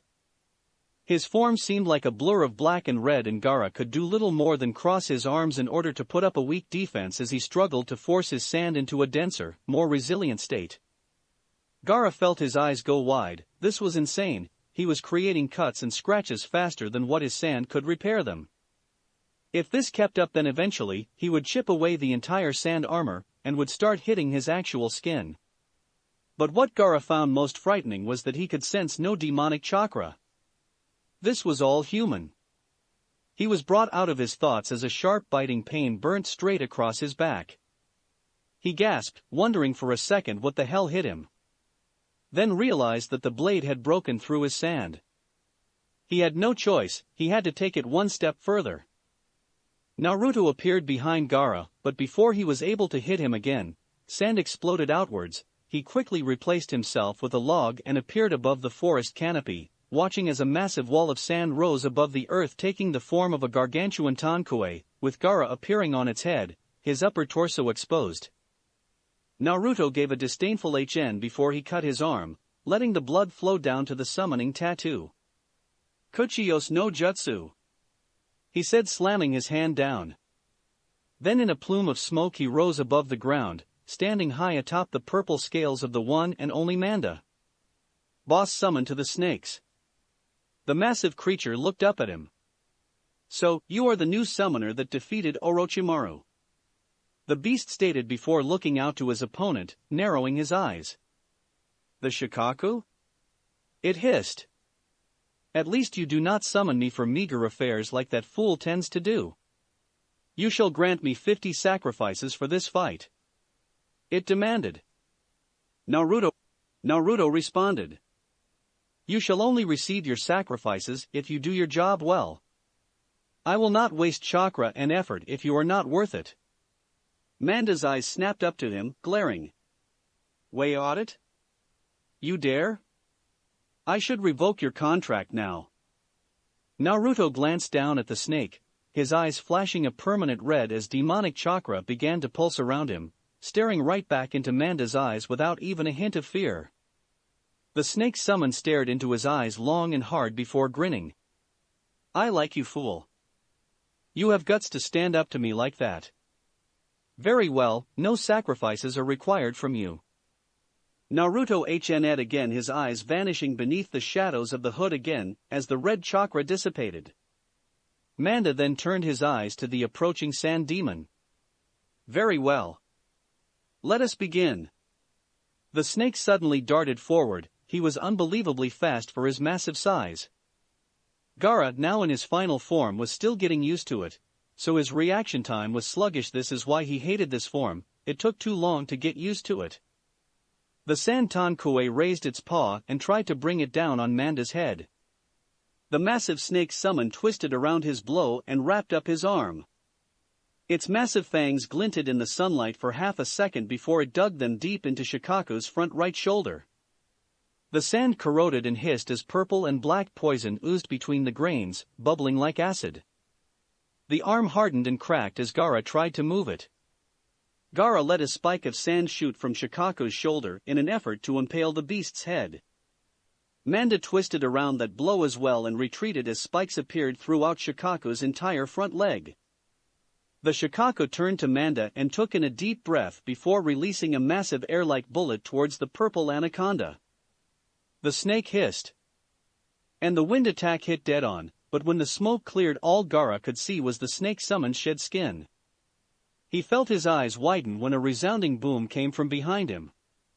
He snapped his head around and saw Manda explode from the ground. Its massive maw opens wide, heading straight for him.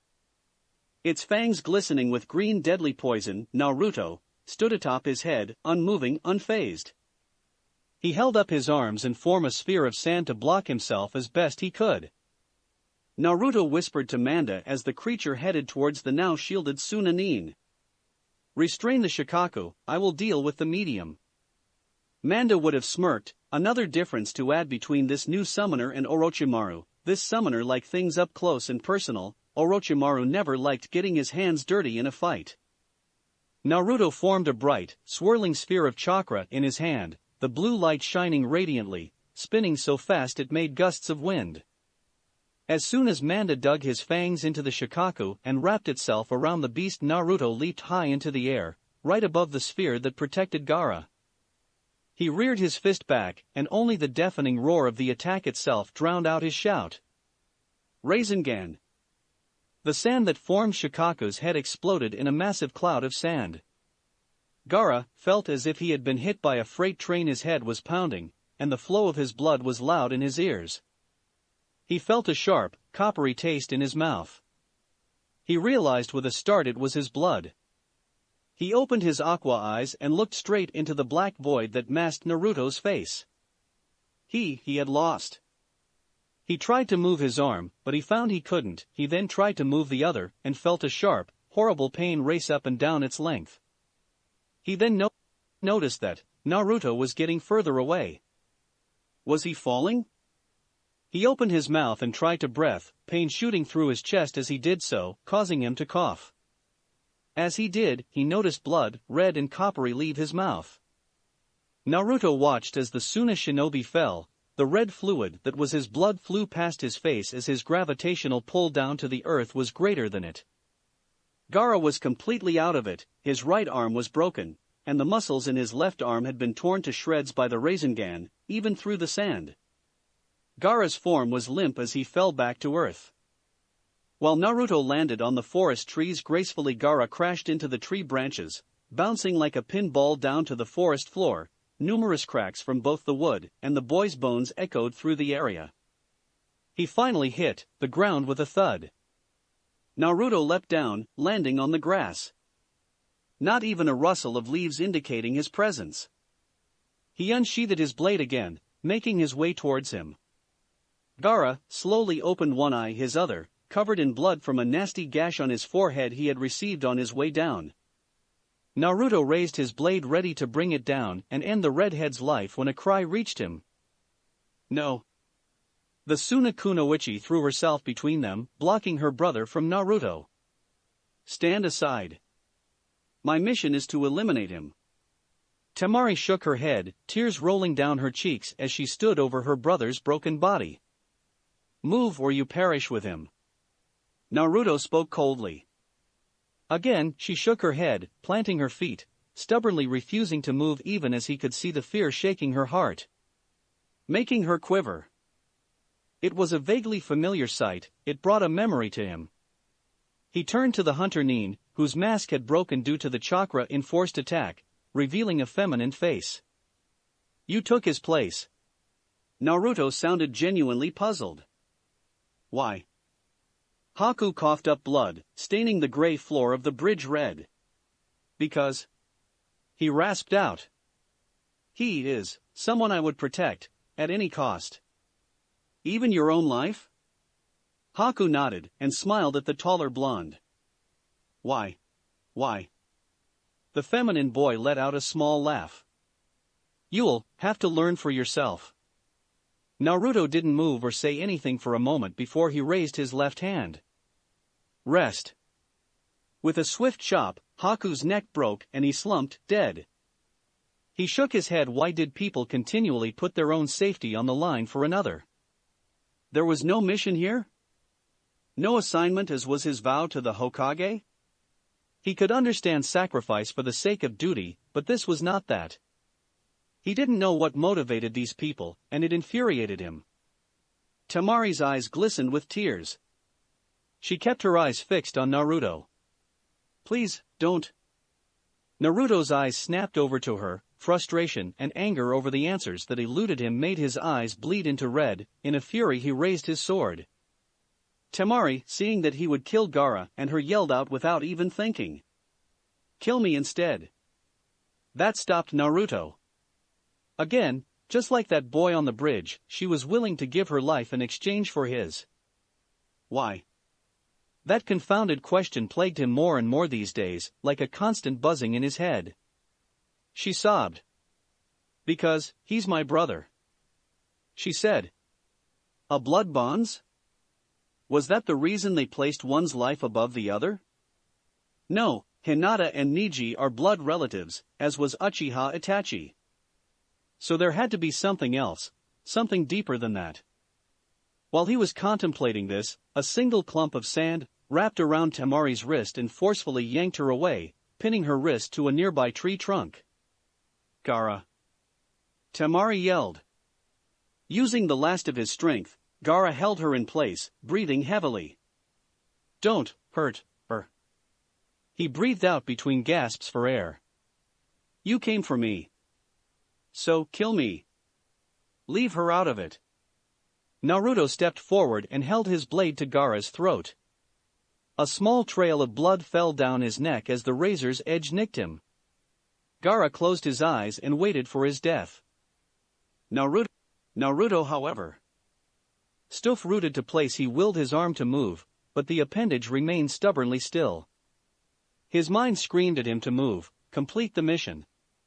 But something held him in place. Something was stopping him, holding him back. Like a Nara with a stranglehold on his shadow. But he had to. The Hokage had said. The Hokage had said, to go after Gaara. To stop him. Temari cried as she thought she was about to see her brother die right before her eyes when the most unexpected thing happened. The Konoha Nin sheathed his blade. With a stiff turn the boy left the clearing, leaving a stunned Temari and Gaara behind. A squad of Umbu stared through the purple barrier towards the battle taking place beyond them. They each wanted to simply rush in there and help the old man, but they were practically useless. It was then, in a black blur, that Naruto appeared next to them. Report.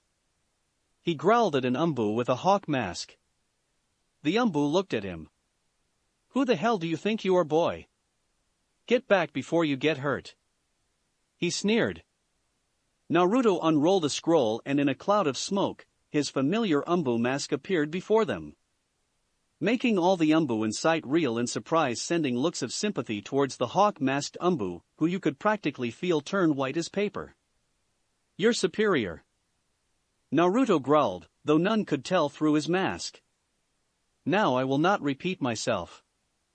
Report. He commanded. The Umbu hastily bowed and stuttered as he spoke. Yes, Orochimaru has currently used a forbidden jutsu to summon the Shodame and the Night Aim. Hokage-sama is fighting, but unless we can break through this barrier then he will most likely lose the battle. Naruto nodded stiffly. Then tell me what the hell you are all doing standing around. The barrier will not fall just by looking at it. Attack. But if we touch it, we'll be incinerated. One Umbu spoke shakily. Then don't touch it. Naruto snapped, beginning his hand seals forming a fire jutsu to hit the force field. The other Umbu spread out and began following his example. Naruto growled after a while. Everything just proved useless.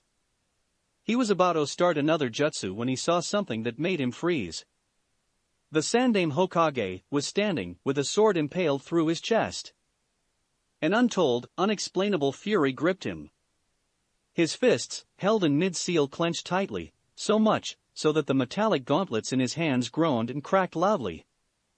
Red chakra bubbled from his feet and continued upwards until it completely covered from head to toe.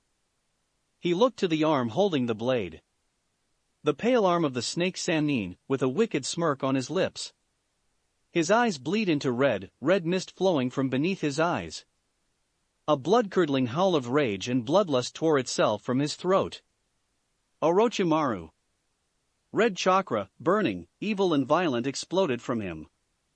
The wood beneath his feet lit aflame and soon the chakra took a form around him, taking shape, one tail, followed by another, and finally a third.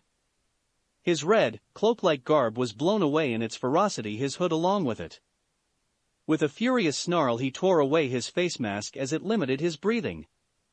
Showing his jagged whisker-like marks and his bared fangs, in a snarl that twisted his features. The boy reared his hand back, forming a sphere of bright red chakra. Spinning far more rapidly than his previous one and being several inches larger. With a battle cry he launched himself at the barrier. As his Rasengan hit the barrier the purple chakra rose up his arm, trying to burn him to ash, but his own chakra, the fox's chakra, healed him almost as soon as the damage was done. Inside the barrier, the Sound Four had to divert to their second stage curse seals in order to hold the barrier up, and even so they could feel their chakra draining rapidly. If he didn't stop in the next 30 seconds the barrier would collapse. Meanwhile, throughout the entire city of Konoha, shinobi and civilians alike froze in familiar fear as that terrible chakra became known to them. It was the same as 13 years ago. It was the Kyuubi's chakra. Naruto snarled as the barrier seemed to buckle beneath his assault. With a final cry, the Rasengan exploded, making a large hole in the barrier that was quickly closing up. Naruto didn't waste a second and leapt straight through the opening. Other shinobi were too slow to follow as the barrier closed behind him. Orochimaru, gloating over the death of his sensei, did not notice the approach of the threat until it was far too late. He barely managed to turn before a clawed fist punched straight through his stomach. His eyes went wide and blood escaped his mouth. How? Now? In his moment of triumph? He was going to die? Naruto snarled, pulling his arm out of the man's stomach with a sick squelching sound before his second hand lashed out at Orochimaru's face, tearing off his entire lower jaw. Before the snake Sannin could fall, however, Naruto caught him by his hair, raised him up to eye level and formed a third Rasengan before slamming it into the man's chest. Right above his heart. The attack twisted and turned, blowing the snake Nin's mangled corpse into his own barrier where he was immediately turned to ash.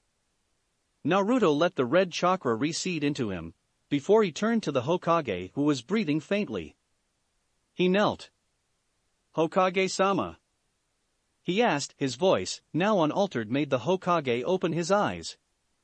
He looked upon Naruto's unmasked face and smiled. I am glad. I got to see you again, before I die. He spoke his hand, moving slowly to grasp Naruto's. I am sorry, Naruto, I failed you.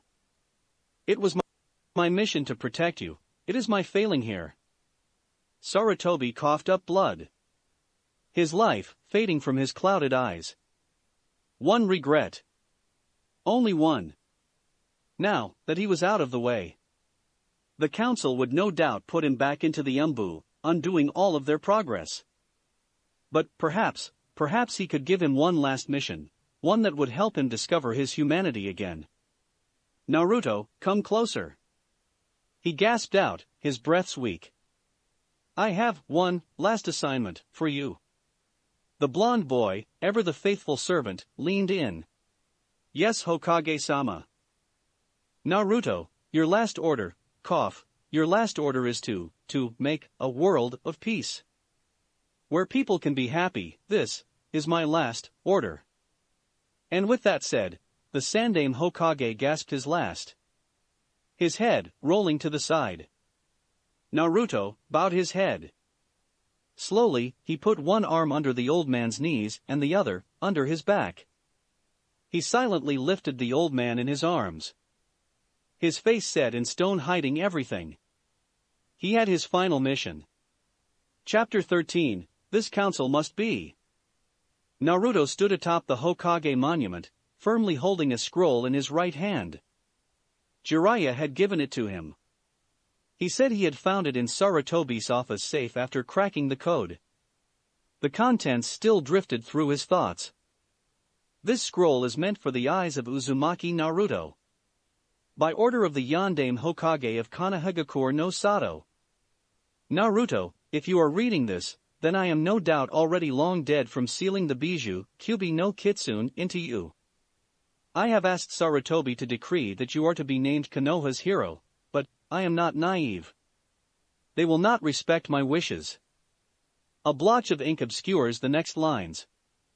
I had hoped to leave you a legacy, sadly however my home, along with every technique I had ever invented and written in my scrolls, including the one thing I'd hoped to teach you, Hirosaki, have been destroyed by the beast we now. Another blotch. All I can leave you is my love. And I regret knowing that will not be enough. I do not have much time, so I must make this quick. Your mother died giving birth to. The words are illegible. Me yourself, it is not your fault. And know that no matter what your choices are, my son, you have our full support. With love, Namikaze Minato, the Yondaime Hokage of Konoha. As the words in the scrolls ran through his mind, a part of him felt betrayed. He felt betrayed by Sarutobi. He had never asked who his parents were, it never really concerned him. It didn't matter. But the Hokage had kept this from him. Why had he done it? Why had he kept it from him? Was it because he didn't think he was ready? Because he did not want him to know his heritage? The Hokage would not do this out of simple malice. Naruto knew him well enough to know that much. He had a reason. But still, his reason eluded him. He shook his head to clear his foolish thoughts. He wouldn't get a reason now. So, it was best to simply set this aside and think of the best way to fulfill Sarutobi's last order. Create a world of peace where people can be happy. An impossible task in this world of shadows and death.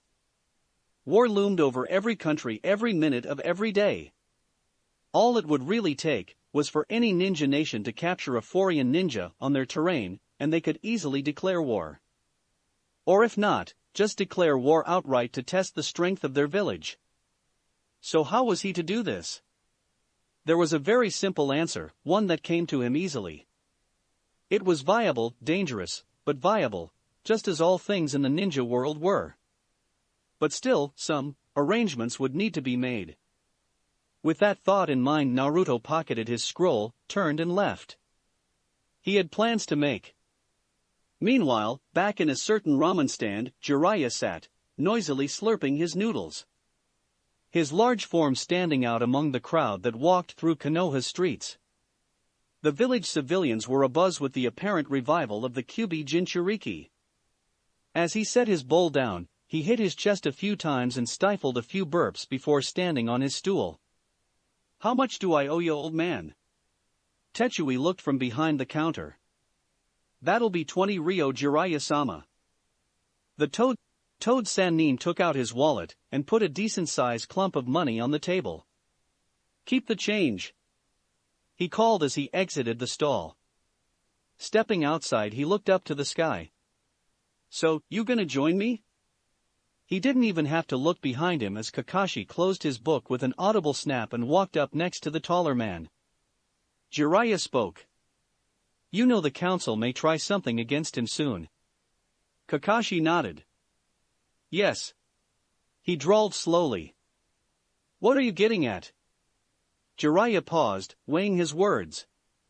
Should they try something, I am going to take Naruto out of here myself. He turned to Kakashi. Are you willing to help me? Kakashi scratched his chin before shrugging and nodding. Yeah, and I think I might know a few others that would help too. Jiraiya nodded. Good, find them and make sure they can be trusted. And then should something happen, gather them. He smiled. I'll toss in, this for good measure. He pulled out a golden Ika book. Broad letters going across the cover. Book number 1 limited edition extended version. Kakashi gasped and his eyes watered, comically glistening with tears. The rare limited, gold edition of Ika Tactics, Volume 1. Mint condition. Jiraiya added with a wicked smirk. Oh yeah, Kakashi was practically his. He would take on the whole Umbu division by himself if this book was on the line. Kakashi snapped out of it and cleared his throat. Whatever you need me to do, consider it done. Jiraiya nodded and tossed him the book. Get your friends.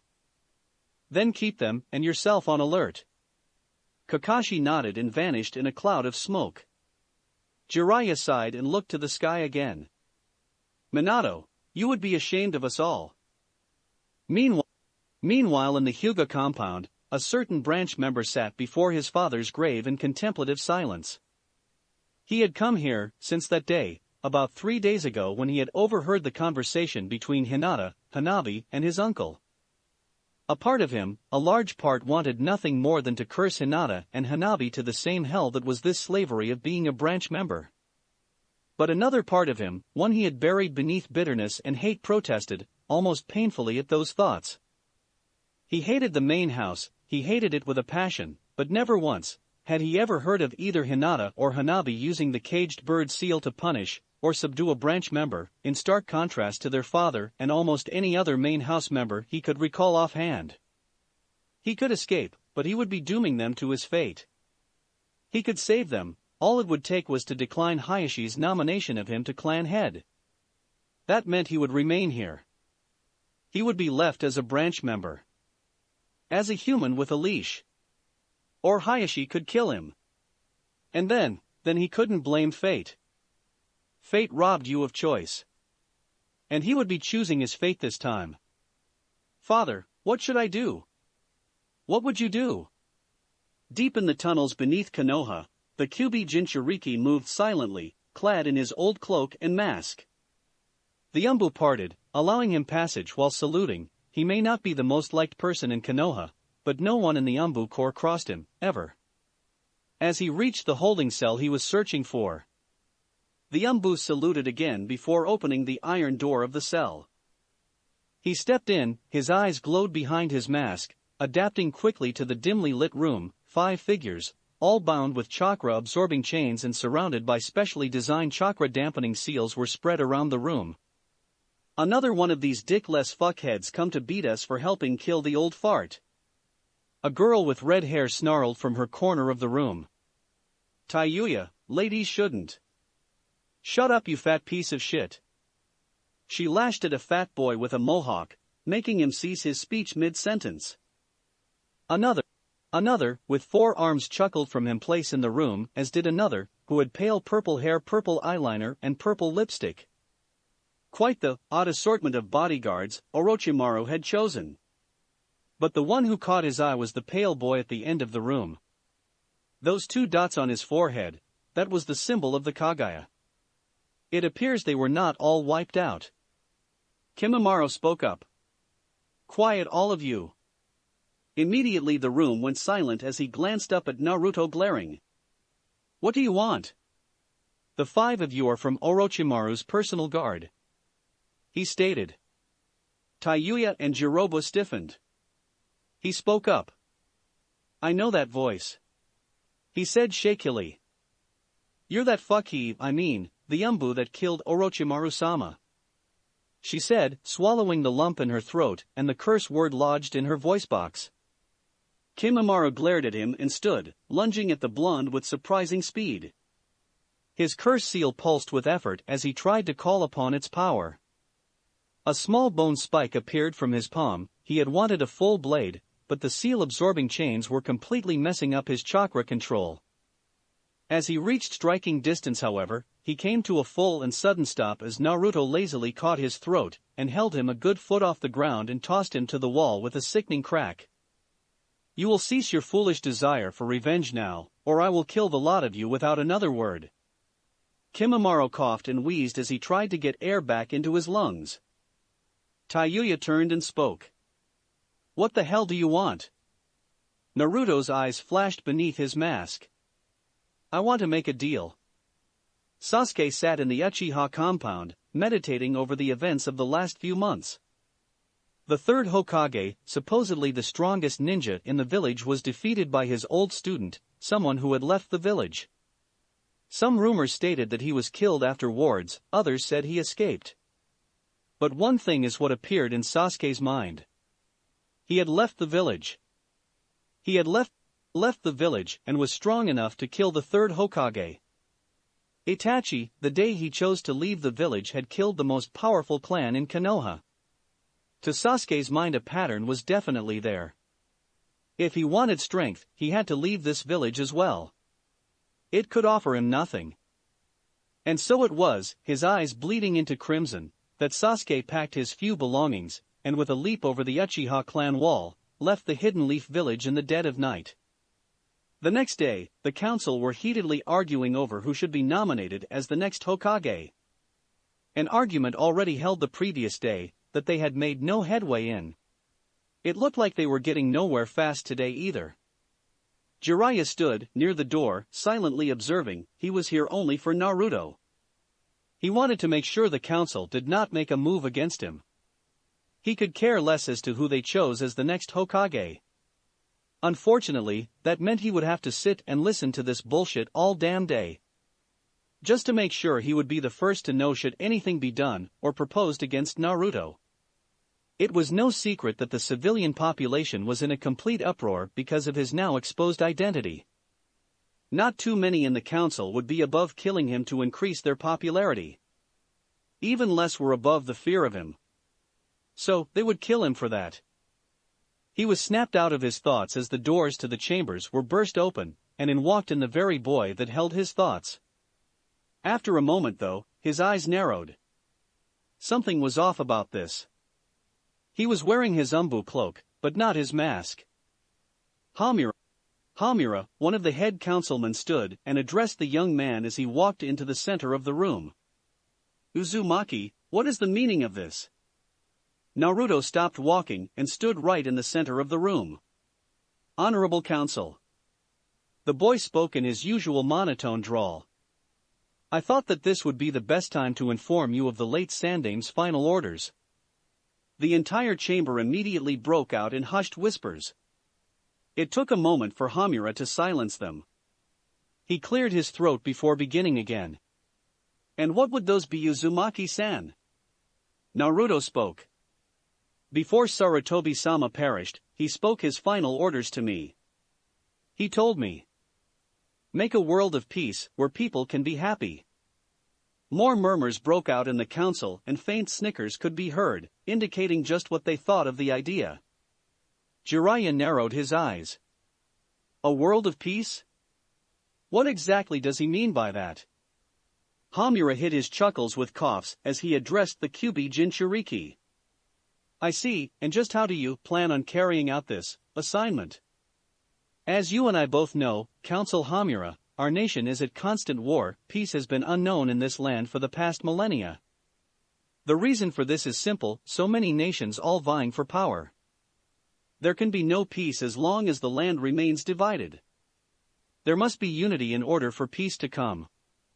There cannot be 5 shinobi nations. There can only be dash. You cannot be serious." Someone interrupted. "Almost outright laughing, are we to listen to this a moment longer?" there can only be one nation, one shinobi village, one empire. Without this, there can never be any peace. Hamura raised an eyebrow, listening to the scoffing voices and irritated whispers. He knew Naruto was taking this seriously, however. So, he did his best to at least pretend the argument was worth taking seriously. He cleared his throat. Such a proposal is foolish. There is no way we can conquer every hidden village on our own. Naruto spoke up now.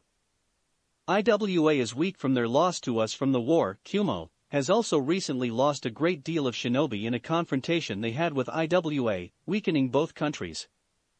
Kiri is locked in a civil war, and the morale of Suna is all but crushed at their loss to us. Now is the perfect opportunity, perhaps the only one. Hamura's jaw tightened. Enough was enough, Uzumaki. This is a fool's proposal. I suggest you head back to Umbu headquarters and take your next assignment. Naruto stared blankly at the old man. Then you will not carry out your Hokage's last order? That old peace-loving fool was delirious during the time of his death. It is a foolish ambition. Danzo spoke. I see. Naruto said softly, reaching into his cloak, pulling out his Umbu mask. The room stilled. You are dismissed, Uzumaki. Hamura spoke. Naruto ignored him, untying the straps behind the mask so he could place it over his face. Uzumaki, you are dismissed. Hamura called, beginning to worry. You are to follow the orders of this council.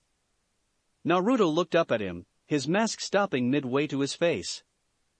No, I am trained as it states in the Shinobi Rule number 300, paragraph 5, verse 3. I am to follow the orders of my Hokage. None of you have, nor are worthy of that title, therefore, I am not obligated to obey your orders. Jiraiya stared at the scene with wide, disbelieving eyes.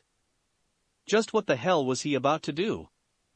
Naruto spoke as his mask slowly drew closer and closer to his face. I have heard that the Yondaime wished me to be treated like a hero. Every councilman in the room suddenly grew very pale. His final order was ignored by this council. He said, placing the mask on his face. As will the Sandaime's final order now be ignored by this council. He clicked the straps behind his head, holding his mask in place. He began unsheathing the sword. It appears this council does not pay respect to its fallen leaders. He unsheathed his other sword. Therefore, he finally looked up, his eyes glowing a fearsome crimson behind his mask. I find this council unfit to rule and must be. For figures fell from the roof, surrounding the council seats in a purple barrier. Jiraiya felt his eyes go wide and he stepped forward, when a second barrier, one that protected the Sound Four's backs, appeared, barring his path. Naruto's blades lit aflame. Eliminated. That's it for this reading. Hit like and subscribe for a free ticket pass going to the different worlds of anime fanfictions. Looking forward to having you on board again.